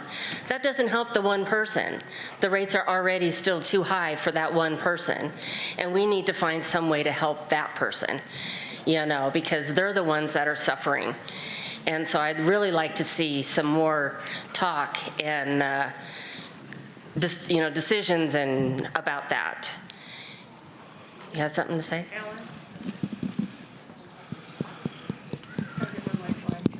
Director Borski, did you? If you have someone who cannot pay their fees because they're at the poverty level. But what if they're not really at the poverty level, or they're just a little bit above the poverty level? They can do a payment plan. 150% we go. Right. If you're at 150% of the poverty level, please contact the foundation. We will make arrangements, we will interview the person, and we will do the very best we can. My time is up. Oh, I'm sorry, I forgot about that. Sorry. Another thing I wanted to talk about was the swimming pools. We were at Lakeview the other night, and they're hosing off the ground next to the pool, and it's going right into the pool. So you got dirt, you got bird poop, you got leaves, and all of this is going into the pool, and that is being tried to be filtered out, which is causing our filter system to have to be maintained and replaced more often. We need to have a better system for maintaining that area around the pools so it does not affect it going into the water. Thank you for your time.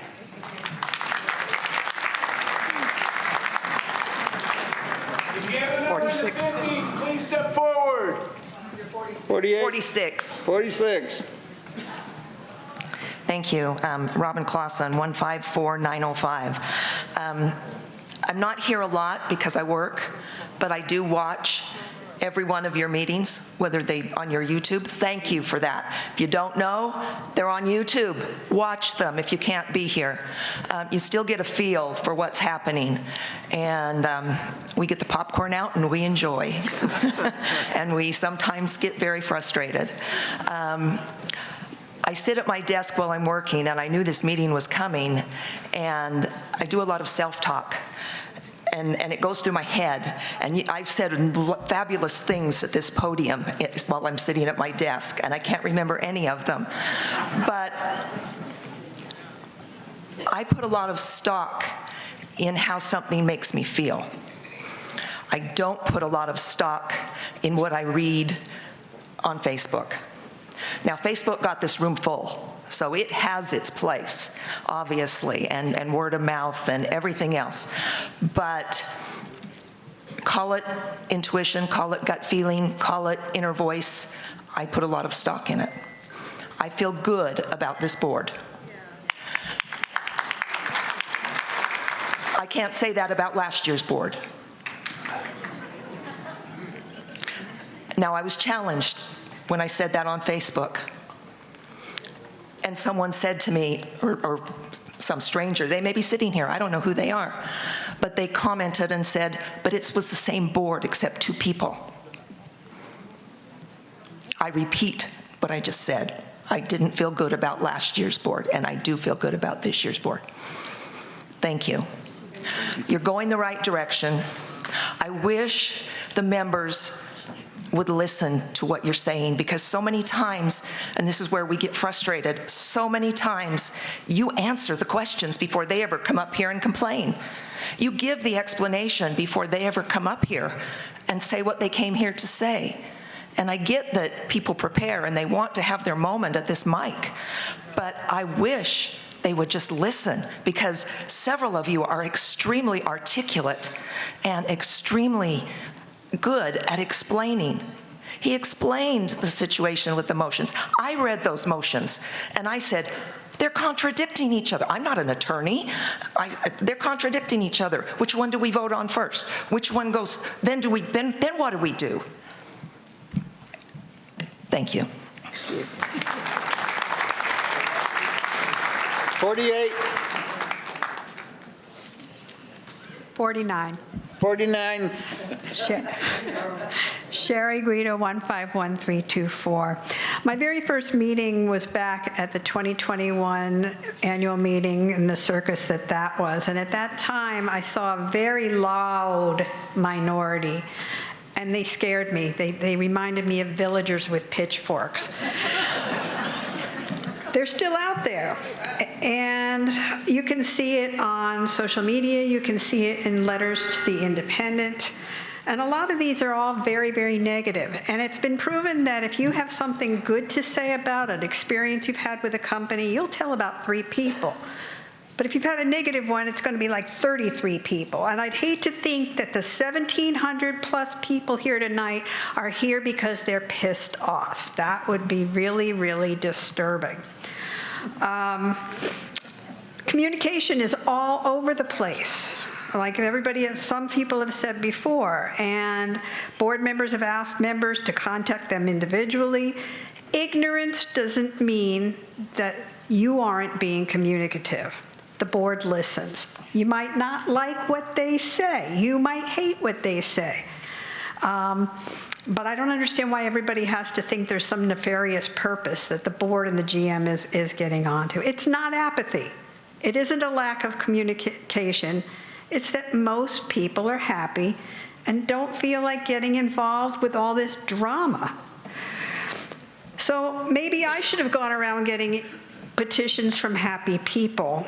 I hear a lot of applause for the complaints, and sitting back there in the back, I see a lot of the audience not complaining about, not applauding for the complaints. So I like seeing the applause for happiness about being here in Sun City and the direction that we're going in.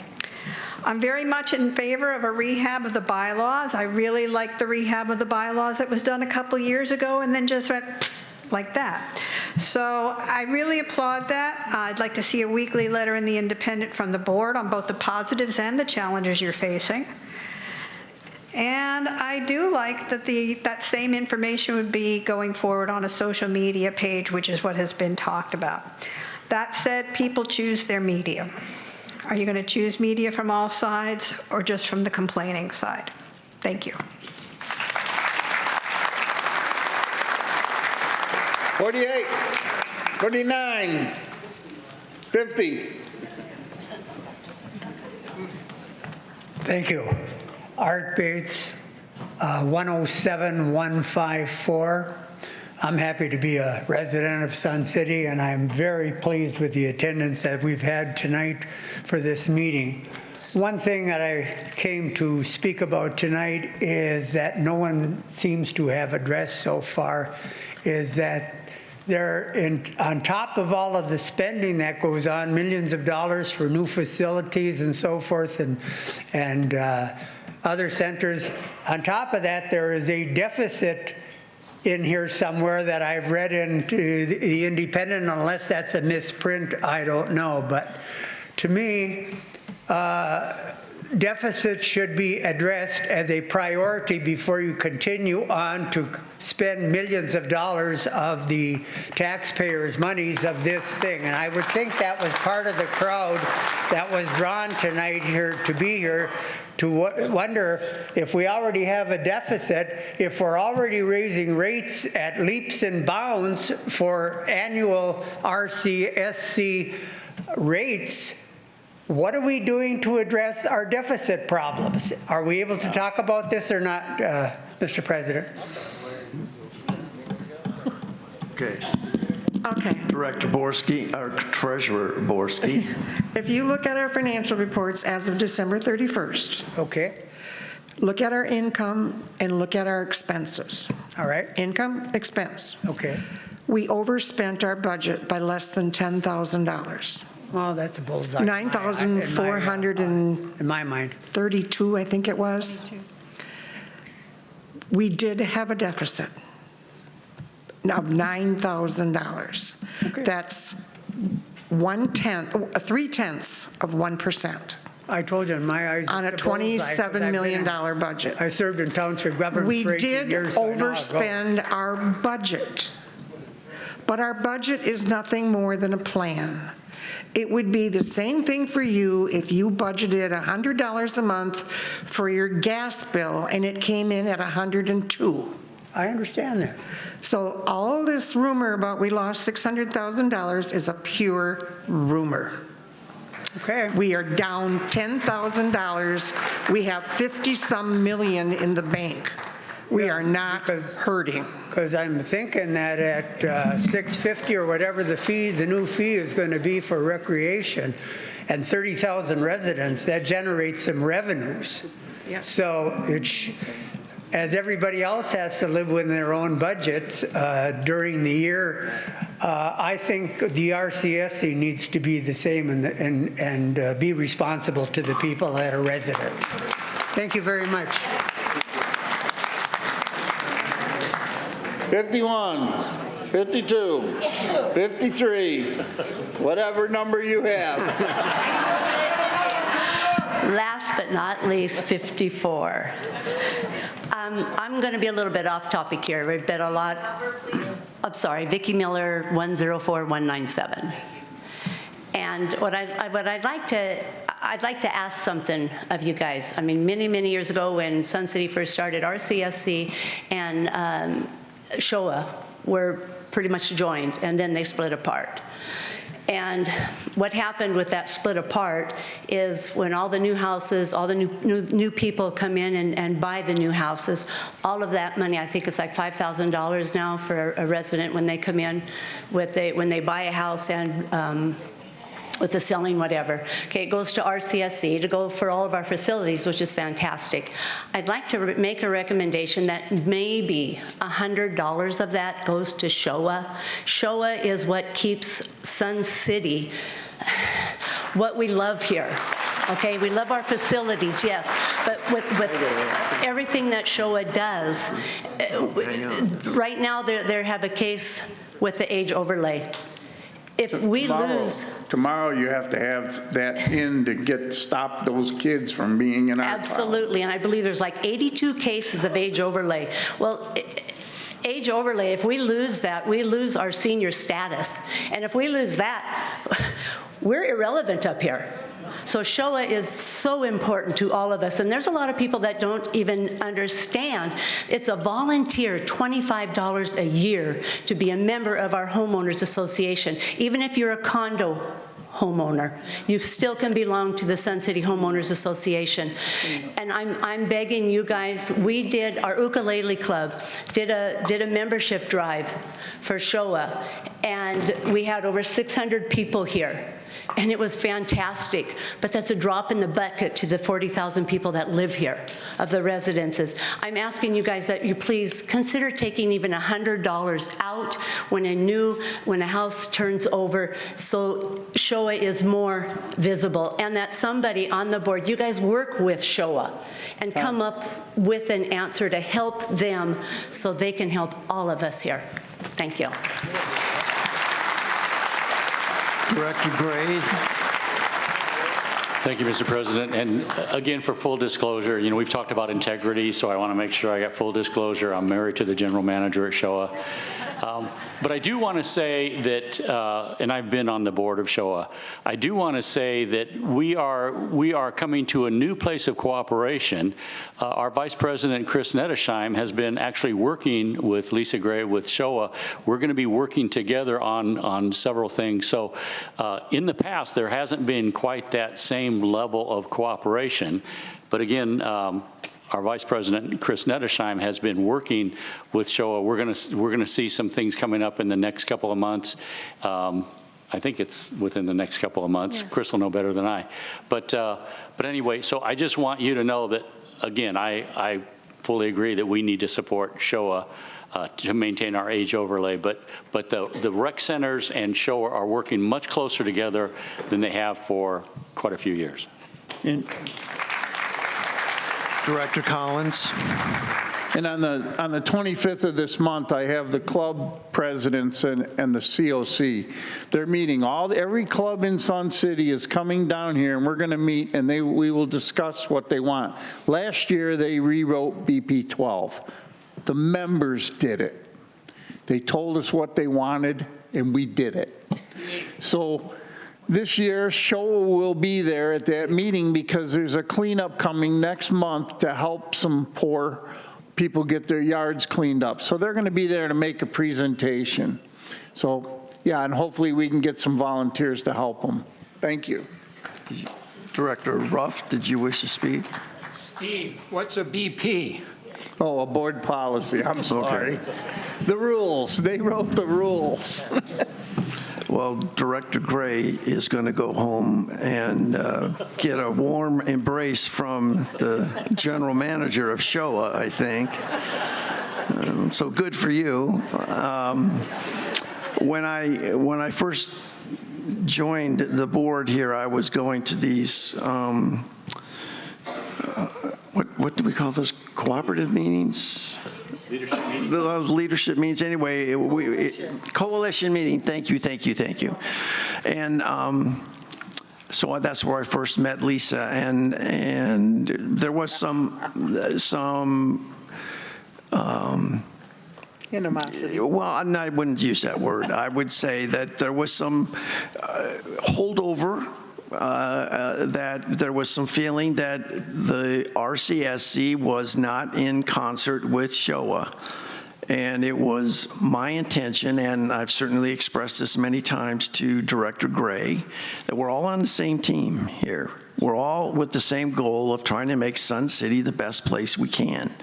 And so the fact that now Vice President Nettesheim is getting more active in this is a direct result of trying to reopen the dialogue between the two organizations so that all of us benefit from that, whether it's on the CRCs or what's happening at RCSC. But we need to work as much as we can together. We are indeed separate organizations, and we have separate goals, I guess, in some senses. But overall, it's the same goal. So we got to find ways where we can to try to continue to work together, and I'm sure we will. Number 55. Last but best. Anybody else left with numbers? That's it? Okay. Charlene Baltus, 118090, and I have one question for you. If we have $50 million, why did you need to raise my dues $75 last year? I knew that was coming. Most of that money is your PIF money, which is money put in reserve to do capital projects over $300,000. Then fix that cannot be used. That cannot be used to fix this floor. It cannot be used to pay the light bill. But you can change those things. No, we can't. Well, I still say, if we've got $50 million, why did we need to raise my dues $75? To pay the maintenance. I do have a second question. Pay salaries. Why can't I know his wages? I'm sorry? Why can't I know his wages? Why can't you know what? His wages. General manager. Because it's a personnel issue and we cannot tell that. we don't want to, I don't know if you want to spread your wage salaries around. I didn't want to spread mine. I got no problem with that. Yeah, he has the right to But I being still private. say $50 million. Okay.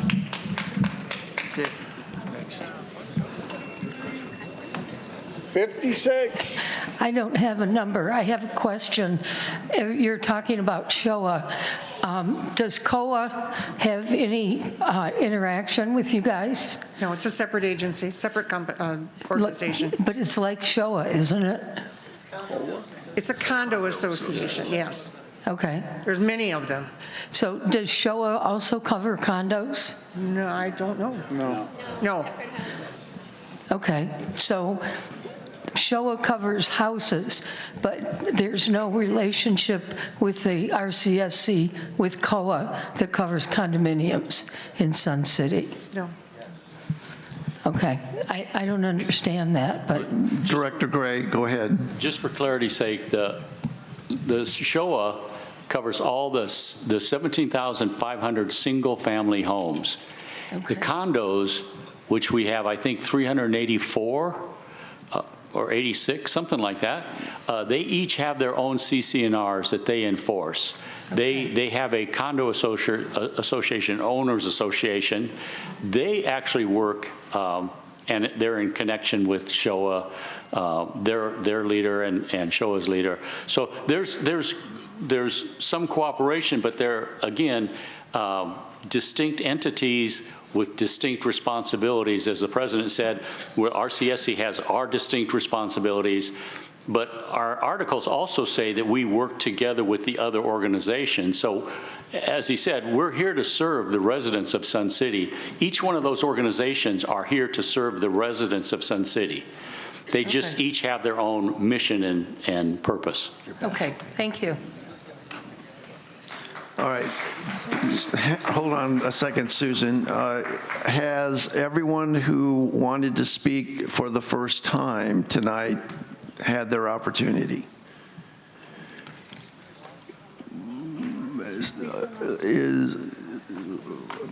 Okay. Director Gray, you're about to go ahead, Lisa. Name and number, please. I got to look up my number. I've never spoken here before. 100. Lisa Gray, 100548. Thank you, sir. Hey, I just wanted to share what Vice President Nettesheim and I have been working on, and we're going to be putting this out more next week. But it's been since about 2003 where SHOA and the Rec Center have actually had a resident orientation for people to come and learn about the communities. And COA is also going to be a part of that. So the three of us, COA, SHOA, and the Rec Center, will be hosting that on April 23rd right here. And so we'll be putting out information, and I'm super excited about it because I think we really need to help continue to educate our community. And this is one step that they're doing, and I'm so grateful that this board, the president, President Foster, I don't have a time, I can keep going. No, they have been so welcoming, and so I'm excited that we're really going to build a good relationship. So hopefully you can share that with our community.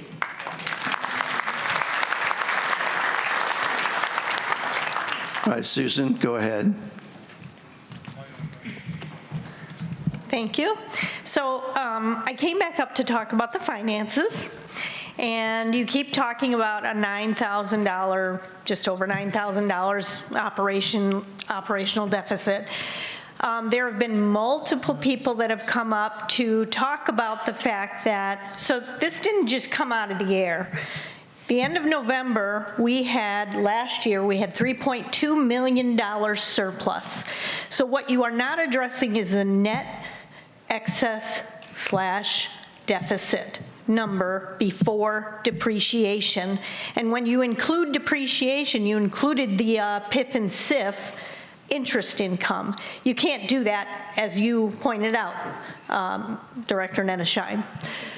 So you keep talking about this $9,000. If you go back to The exchange meeting, Steve Oakes did a much better job than I'm doing at explaining this. But the bottom line is, at the end of November, we had 3.2 million, and we had a $600,000 deficit. Now, you say it's not to meet budget.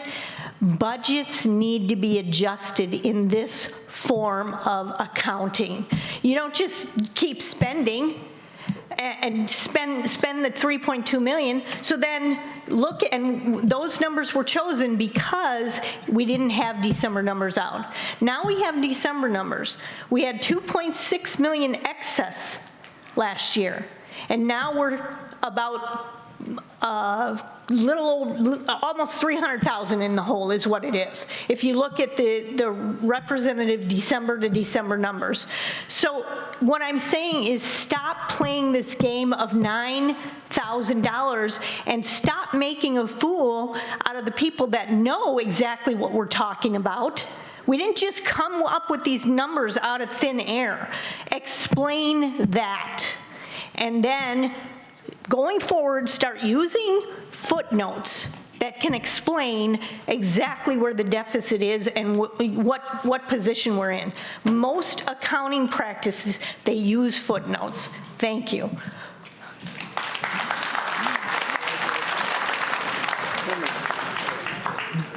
David Clausen, 154961. I want to respond to that. Now, I have heard over and over lots of consternation, accusations, veiled accusations, and direct accusations that we're hiding money. And folks, I'm not an expert in RCSC finances, but I know we have a difference between what you actually have as revenue coming in. That's the fees from everybody. You get those PIF fees and SIF fees when you sell a home. Those go into different buckets. But revenue and expenses, you subtract the expenses from the revenues and you get a bottom line. And I didn't look at that one, but is the $9,000, is that before interest? Or is that after? Before interest. Before the interest on Interest earned. I honestly, I'd have to look at it. Okay, well, don't worry about it. A report here. But I'm confident that they are doing what they're trying to do, and that they are being fiscally responsible with the money. They're doing a good job. It gets audited. And so I think we need to give a little more trust in the board, in the treasurer, and the numbers, and the management accounting people. Okay, thank you. Thank you, sir. I see no one else. I'm a member. Director Collins, do you wish to make a statement? Yes, I do. Thank you. Yeah, I'll put this, I'll even start the time. I definitely want to thank everyone for coming tonight. And like I said on my first time that I spoke to you, my phone number is 315-727-7758. You can call me anytime and I will get back to you. You know, That's there is. true. I call him like 3 a.m. and he'll answer. So, you know, there are no secrets. It's tough being up here, I'll tell you that. And if you guys want to see a committee, come see the COC committee tomorrow at 10 o'clock. You'll see what goes on, you know, in that meeting, the club organization committee. So I'm in charge of all the clubs, and my job is to make sure that your clubs stay your clubs, and they stay self-governing. And it's a real hard thing to do, but I will do it. And somebody just called me. But you can get that number. It's on tape now, so. Wait till 3 a.m. If you need me, call me. You know. All right, Director Borski. Okay, if you call him, that means he can't call me, which is a good thing. And also, he doesn't take care of the clubs by himself. I'm his co-chair. Okay. Yeah, I forgot. I do want to make a little advertisement here. I am also the president of the foundation. Sun City Foundation is expanding. I'm sure some of you have heard about it. We do help our residents that are low income with their annual fee assessments if they meet the criteria that we have. We are going to be looking at some grants. We received one this year. The Desert Diamond Casinos granted us $17,250, which goes to paying fee assessments. So those of you, I know I have a neighbor here that goes to the casino, and I'm asking the rest of you to go and mention our name. We will be doing some more grants this year, and we just hope that you support us the best you can. We're more than happy to take your money and put it in a good place. Thank you. And she forgot to tell you that I'm the vice president. Calm down. All right, Director Nettesign. Sure. My number is, my name's Cindy Patania, 123032. And I think that being a foundation, what are you on the foundation? President. That is a conflict of interest. It shouldn't be any of you guys on that foundation board. Now, I'm not saying that you guys shouldn't have a relationship. I'm saying that none of you should be on that foundation board. That's what I wanted to say. Thank you. Okay. Director Nettesign, did you wish to make a closing remark here? Yeah, I was just going to tell everybody again, March 18th, 5 to 8:30, Triarch presentation for Mountain View. And Miguel, thank you. I wanted that to be up as people were leaving. Thank you guys very much for coming here. I appreciate it, and I appreciate you sharing your thoughts. Director Gray. Yeah, I want to applaud all of you that are here. You guys are studs. I mean, you made it through the whole thing. You did not go home early. I mean, we have talked about apathy when it came to voting, but I am just amazed at your dedication to be here and sit in those chairs for this length of time. So blessings on you, and it's an honor, I think, for all of us to serve you. Thank you. Our next exchange meeting is April 14th at 9 a.m. The next monthly board meeting is March 27th at 9 a.m. All of those are right here at the Sundial. And the next membership meeting is in March 10th of 2026. So thank you all for attending. Give yourself a great round of applause, and we'll see you later. We are adjourned. Thank you. Glad to see you're so healthy.